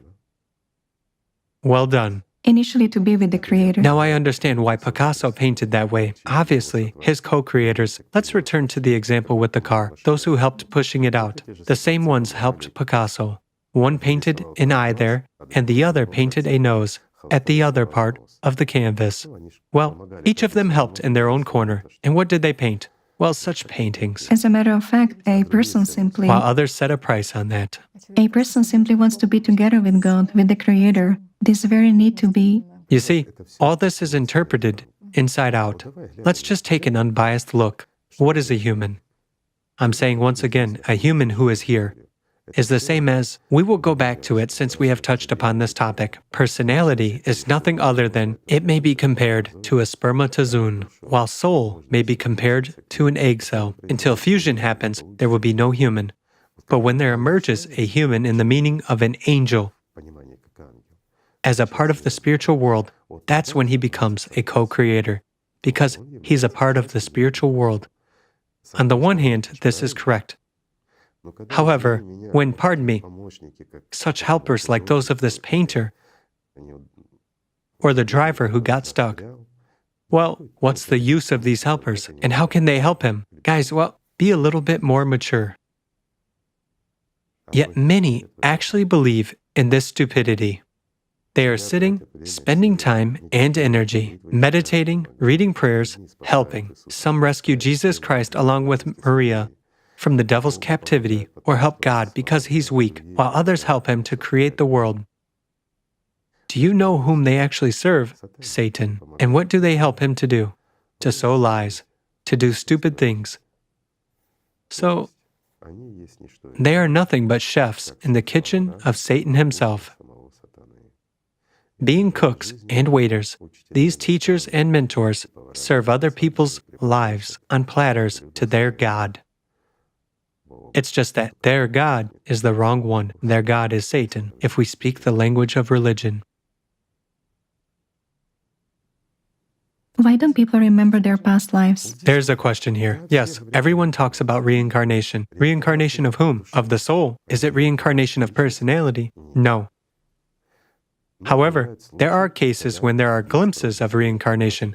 What does that prove? Reincarnation of the soul, but not the person. I mean, the glimpses when subpersonality begins to dominate, forces personality out, and starts dictating. It turns out to be a simple mechanism. Let's look into it. It's also interesting. When a person gets into hell, after death, he hasn't deserved heaven, or simply put, he becomes a subpersonality. Meaning, he doesn't have arms and legs, but he continues living with his emotions, with everything in the world. Practically, the only thing which changes for him is that he begins to understand everything that we are talking about, the world order and how it is all arranged. In fact, it's just that nothing can be done anymore. Why? Because he has neither arms, nor legs, nor capabilities. It doesn't mean that arms play a role in something. There is no capability. He has become a subpersonality, just a pellicle on this bubble of eternity. However, here he does have an understanding and he continues living. Consciousness is living. He has no soul. He is on the soul. But he isn't a constituent part anymore, right? And personality is already basically, let's put it this way, it no longer has any prospects. Yet, consciousness does exist owing to personality, since reflection is already happening anyway. Personality is supported, consciousness is supported, and a person merges as personality. I emphasize merges with whom? With consciousness. He now transforms into a dead creature and can exist that way for many years. Yet, that carrier which comes from the spiritual world continues reincarnation, and there are a great many of these subpersonalities. And what do we see in history? In history, we see a great many cases when people remember the past, start telling stories, and so on. Why? Precisely because a substitution occurs. Well, the substitution by subpersonality occurs more at the level of primary consciousness. Personality remains active at that, but it is simply forced out of life. And here, exactly such a substitution by subpersonality happens. For a while, it can still be active and realize quite well who it is and what it is. However, the person relies on his life experience, so to say, on his way of life by which he lived, and he can tell about it to the slightest detail. These are real facts that can also be proven scientifically, and some people can have a lot of such subpersonalities. Well, once we gave examples when there are plenty of these subpersonalities in one person, and they get activated from time to time, yes, manifest themselves. Therefore, I wouldn't say that a person doesn't remember. He remembers if we take him as a subpersonality, simply a component. When the soul is reborn, a new personality appears, and it's a chance for the new personality to become an angel, and a chance for subpersonality to find peace, because there is no sleep for subpersonality. There is an eternal emotion for them. Life, well, tough existence. This is not a scare story again. This is true.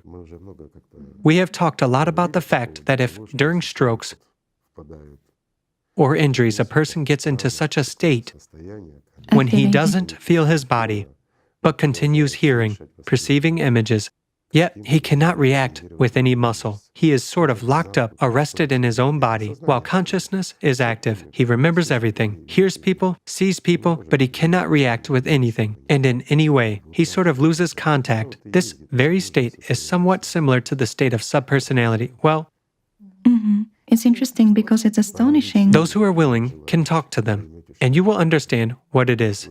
And by the way, many things get confirmed there. Even if we use a scientific approach, it's very easy to prove the presence of subpersonality. Right. It's just that by looking at how those very gurus interpret this absence of the memory of past reincarnations, you understand towards what the system actually pushes. After all, they say that you forget what role you played in the last movie, be it a role of a leader, a teacher, or a romantic. They muddle people's brains again. That you can experience pleasure again. Well, definitely. As if such a wonderful opportunity is granted to you. And you tumble, they say, from life to life. Yes. From a fish into a rabbit, from a rabbit into a human, and backwards. No, guys, a human is not a rabbit or a fish. And a human is given one life. Personality has one try. That's why it mustn't be wasted. Because the biggest bet is at stake. Life. Igor Mikhailovich, a lot of people who are on the spiritual path and who face various substitutions from consciousness also send us questions. One of such questions is as follows.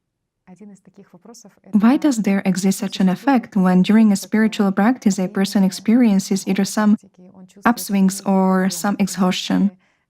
That is, why are these practices so different? Due to what? And again, a person confuses. This is not a spiritual practice, it's a meditative practice. That is, it's a meditation, the work of consciousness with consciousness.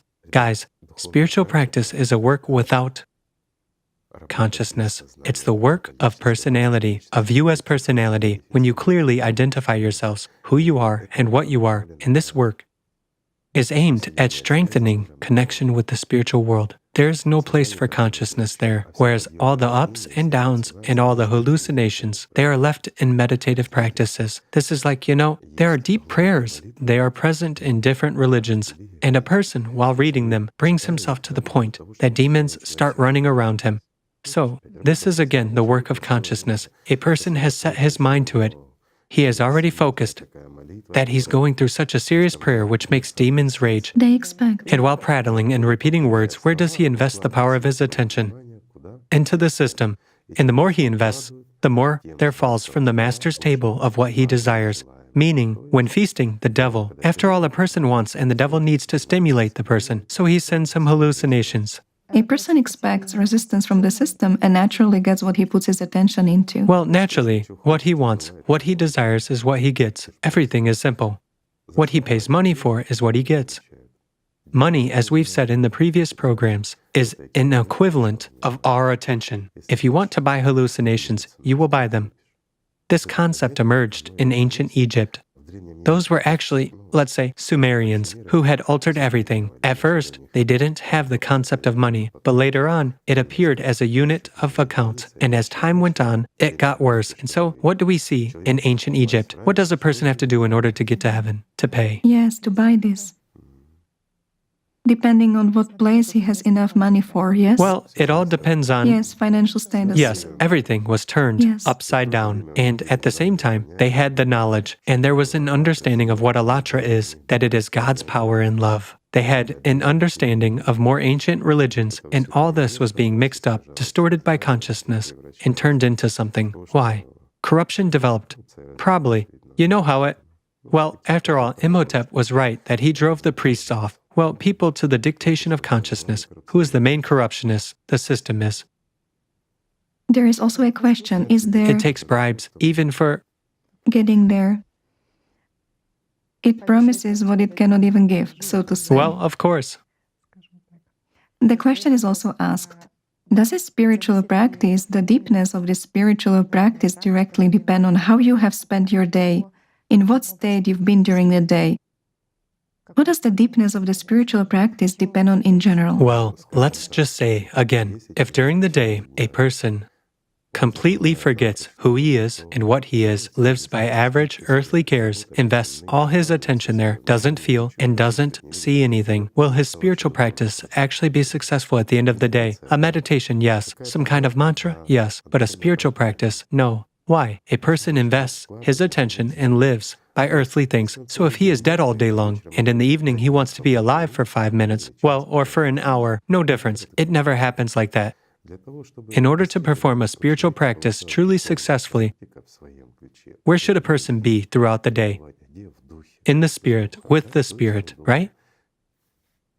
That is, he should always give at least 80% of his attention to this inner, divine connection with the spiritual world, to that love, to that joy, and to that happiness. He mustn't lose this within himself. While during the practice, he should intensify it even more, dismissing everything completely, even these 10 or 20% which he gave to exist in this world, for servicing his body, for doing something with people, work, life, daily routine, relatives.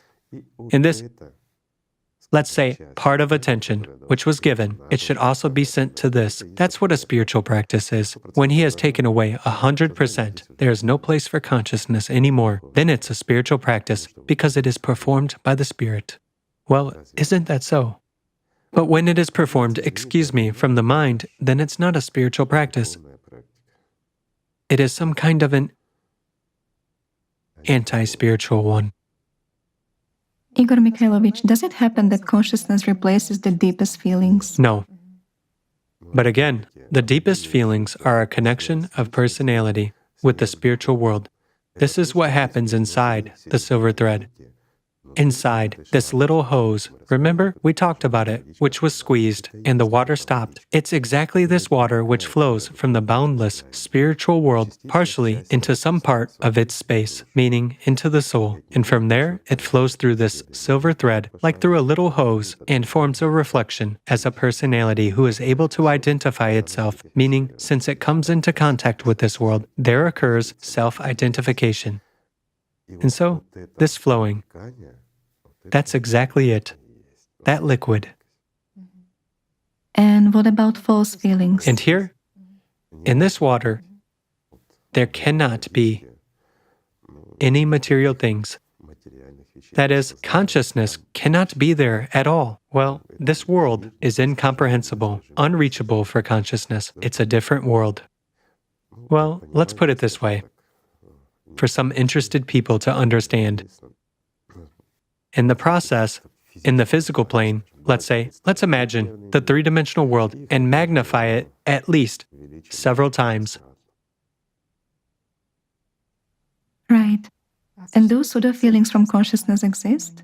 Pseudo, yes, of course. Well, these are more emotional. It's glorification. Well, they are identified very easily, meaning if a person has at least an experience of the observer, even from primary consciousness, then he easily understands where this comes from. Not to mention if he realizes or perceives himself as personality, then all of this is easily identified when consciousness tries to substitute this perception through feelings. With an active work of consciousness, there are always exaltation, belittling, and all the rest. Nothing but manipulation. It is easily distinguished after all. Great. The key difference is this, right? What is activated? It doesn't give happiness. It gives pseudo-happiness. And then again, what is human happiness? Who can say like that, happiness? Well, in real life, right? Happiness is when you were walking and found $100. That's happiness. You spent it and that's it. No happiness. Pseudo-joy. This is unhappiness. What is unhappiness? You have spent the $100 which you found, right? Right, such a pseudo-joy. Igor Mikhailovich, an interesting question is also asked. Nowadays, a lot of people are concerned about the topic of biometrics and microchipping of a human. Does this automatically lead everyone to the state of subpersonality, and how does it generally influence the spiritual component of a human? Well, the spiritual component, in no way, but it influences organizations. Why? Because of the wrong interpretation to one's benefit of what is written. And all of this is formed on what? That 666 would be written on the forehead and the like. We remember all that, so all this came from that. And a little memory of the past. Once we talked about Atlantis, what it all led to. But again, it was a particular case of that civilization. What does ours have to do with it? Whereas if we really consider, what does this give? A simple example. Just imagine that you don't have to carry any documents with you, anything at all, either driver's license or anything else. You always have everything with you. You have all the information about yourself. It's always with you. You cannot lose it. Well, in my opinion, this is great and convenient, isn't it? Meaning, wherever you are, all necessary information is with you. You yourself can, both like a passport and a driver's license and all the rest, drive, walk, and you don't lose anything. And that very bank card, let's say there is no need to carry money in the pocket, and no one will steal any cards from you because you have everything with you. So, on the one hand, this is extremely convenient, but on the other hand, they say that it will lead to what? To enslavement. Who supports and hypes this wave? Let's look at things sensibly. The one for whom it's not beneficial to be under constant control, well, let's say of various services, authorities, and the like. And for whom is it not beneficial? For the one who lives honestly and openly. Well, if I have nothing to hide, then I couldn't care less, to be honest. What do I have to hide? I live the way I live. If someone doesn't like it, just don't look. I don't break laws. I have nothing to hide. Why should I be afraid of this microchipping and all the rest? It's total convenience for me. Nothing more. However, those stand highly against it whose income, doesn't meet, or rather, expenses don't meet income. Those who do some illicit, illegal things. Those who use fake documents or something else. Generally speaking, it's highly non-beneficial for those who live in the shadows, and they start this wave about what is written there. You will know them by the mark, and so on. Here, look, this is nothing else than biometrics. This is microchipping, this is everything else. Just read carefully what is written there and what is said there.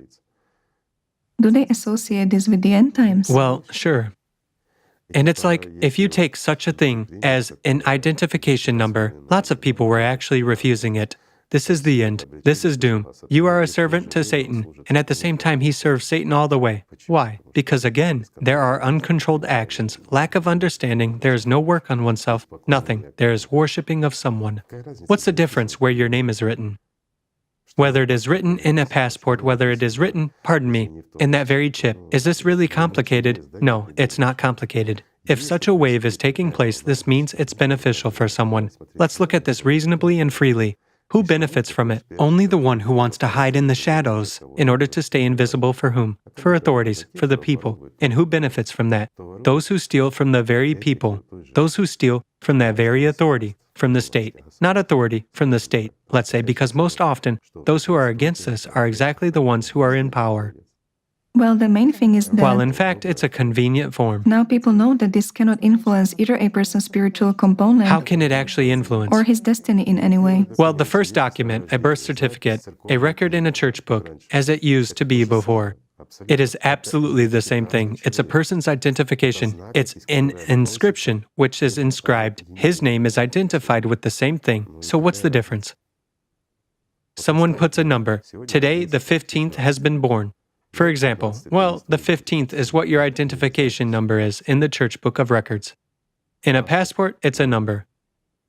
Well, guys, really, don't be childish. Everyone has fun as he pleases and listens to whoever he wants to. Yet, as a rule, who makes most of the noise? Absolutely right. The one who benefits from it. Igor Mikhailovich, there is also such an opinion that control of food is already 50% of freedom from consciousness. Doesn't diet influence the control of consciousness? Are fasts, for instance, Indian, Ikadashi, or Christian fasts useful? And what is fasting? We already discussed it many times. First of all, fasting is in one's mind. A person must keep a firm hand on Satan inside him. He must be free as personality, spiritually free and independent from aspirations and desires exactly of the material world, the system itself, to impose and to enslave him. And a fast is 100% refusal to obey the system. It's an exit, meaning it's like a spiritual practice which is less pronounced because one has to be in contact with the world. I'll put it this way. What is fasting? Let's take daily life, right? The life of a person who follows the spiritual path, 80%. Well, for a start, it's 70 to 80%, but ideally, 90% of attention, of the power of attention must be given to the connection with the spiritual world, to love which you send to the spiritual world. If you want to get a response from there, right? What is fasting? It is, pardon me, not 90%, but 95%. So you cut down a little bit exactly on Satan's food. It's not you who doesn't eat, but Satan doesn't eat. Great. That's what fasting is. You make him fast, whereas if you don't feed your body, well, pardon me, this makes no difference to anyone. Whether you've eaten ice cream or not, whether you've eaten a piece of meat or not. Well, previously in that remote antiquity, food was seasonal, something else. Well, somewhere perhaps it was due to saving reasons. Again, it may even be useful to fast to get the body cleaned up from the perspective of health. Yet, what does this have to do with a person's spiritual development, or moreover, with spiritual liberation? Nothing at all. But when you exactly deprive, so to say, Satan of food, cut down food for him, When he's starving. you just feed him less. This is right. That's what fasting is. People also have the following observations that when they focus on certain internal spiritual processes, they get detached from the outside world. And there is supposedly a feeling that people around them manifest some kind of aggression. They ask, what is this? Does it mean that I have removed my attention and thus I sort of don't feed their consciousness? What are these special effects? Should they arise on? Yes. Let's put it this way. At the moment of spiritual development of a person who lives in a certain established community, even if a person secretly begins to develop spiritually, he starts feeling increased aggression from those around him. Why? Because they feel him. And the fear of consciousness as a part of the system in other people, the fear that these people can also become infected with spiritual freedom in the same way as this person, causes increased aggression in those people towards him. If you ask those people who begin to be aggressive towards him why they do that and what for, they won't say anything. After all, a person even becomes better when he develops spiritually. He is less aggressive, he is calmer, he is better. Even if he tries to wear a mask in order not to stand out, there are still glimpses in him. Well, when the soul is singing, even if he's in a mask, it doesn't work out very well to be angry. It comes out unnatural. Nonetheless, people feel this and can really manifest certain aggression against him. But this is a defense of the system itself. Yes. It doesn't happen always, far from always, but it happens as well. It depends on a group, on people around. If a person is developing slowly, this won't happen. Adaptation is going on. The system finds how to block others, and that's it. As a rule, it begins, especially if a person is free. He is free in his conversation and he shares, let's say, with his friends or with his co-workers more openly. The system sort of puts a mark on him in the heads of its slaves. I'm emphasizing, this is real, in the heads of its slaves. Goats, as in our example today, such a stamp is put that he's a sectarian, as it is fashionable to say, and that's it. And those are free already. Like, keep talking. No matter what he says, it doesn't bother them because at that time, what's also interesting is that he begins to talk and their mental activity increases and they surely invest there. They even listen for the sake of decency. However, if we look at those people, they begin to be antsy. Their motor activity increases, brain activity. Their eyes become shifty because their brain activity is very high. They start thinking about everything possible, while for the sake of politeness, they simply tolerate and try not to hear him. Because it's a danger, the danger for the system to lose its goat. Yet here, everyone already chooses who to be, a goat or a human. This is already voluntary. People also have another question. Once you recommended watching a program during a certain cycle 12 times, and so... Yes, I did, right.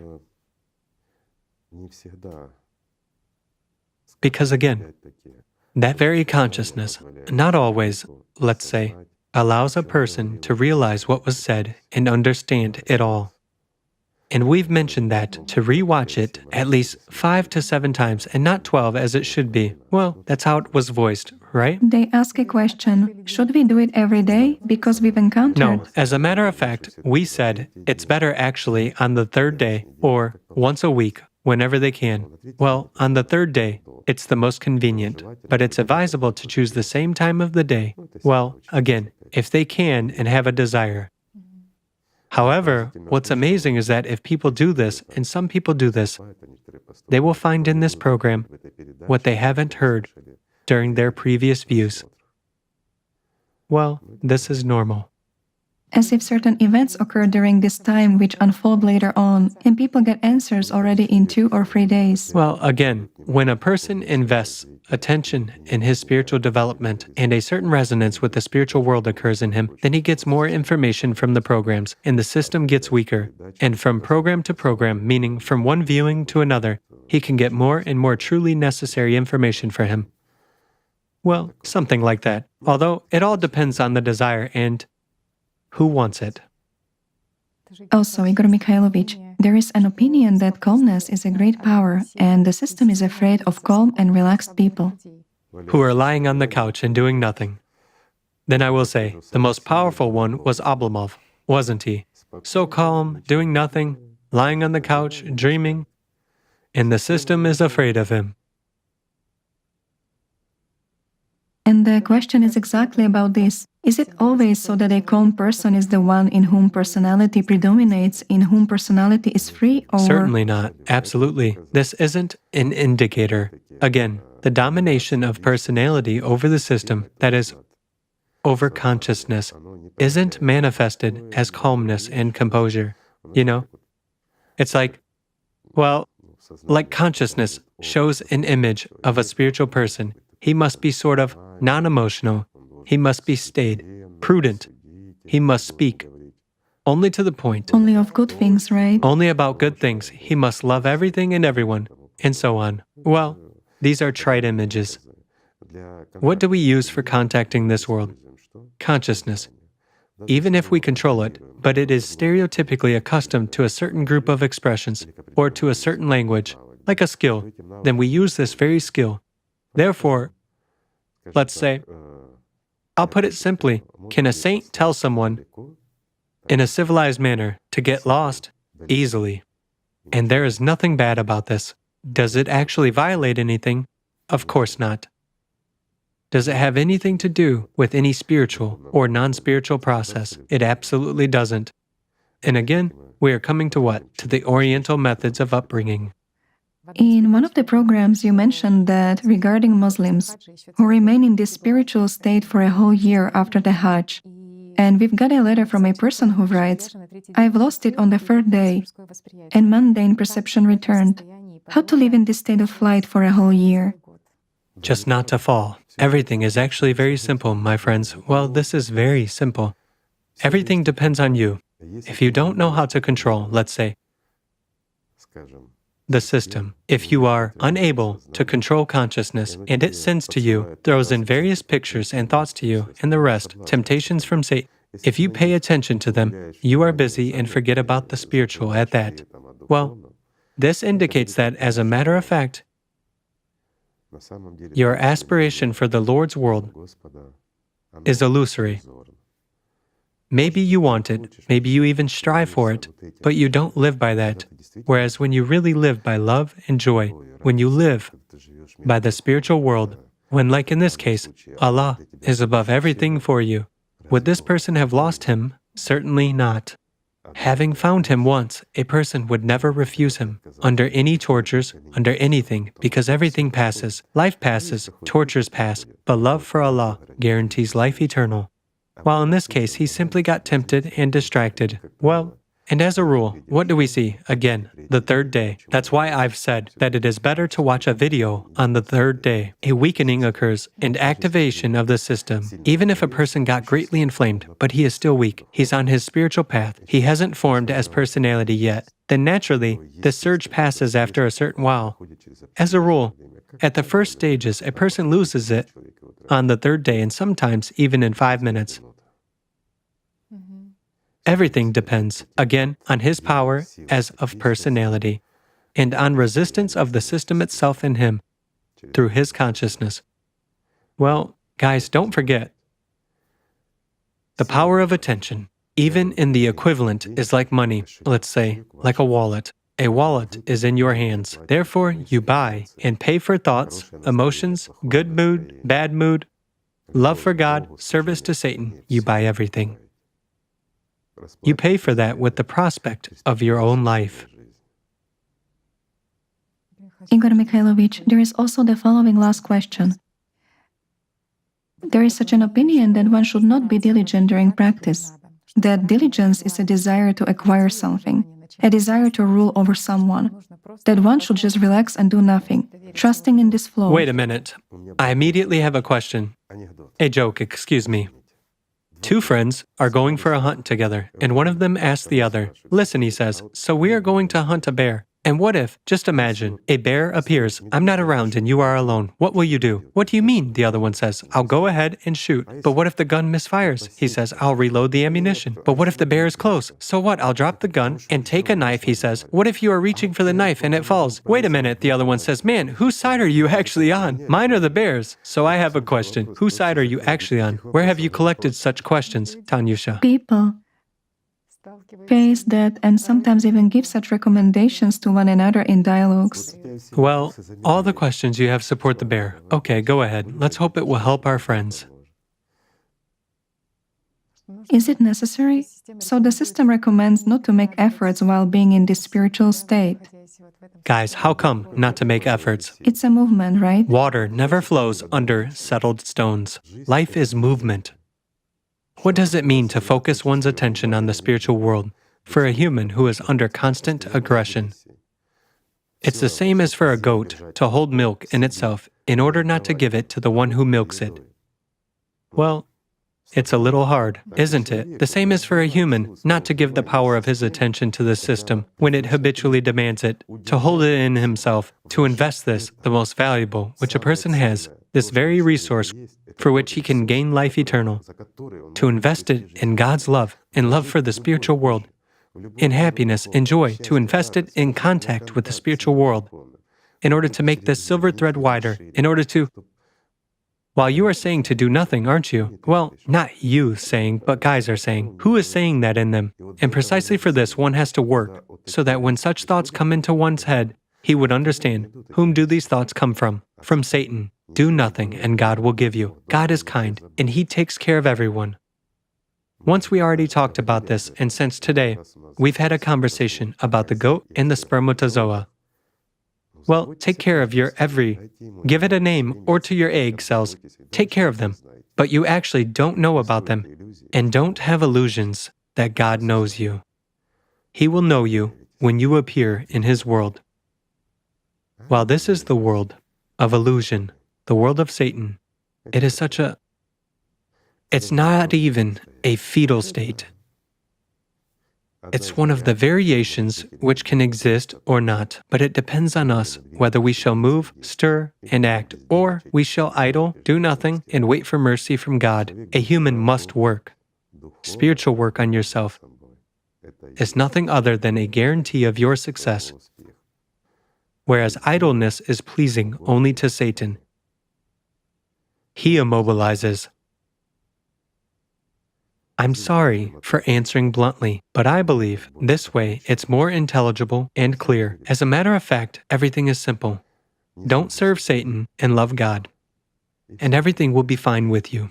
Therefore, my friends, let's just sincerely love each other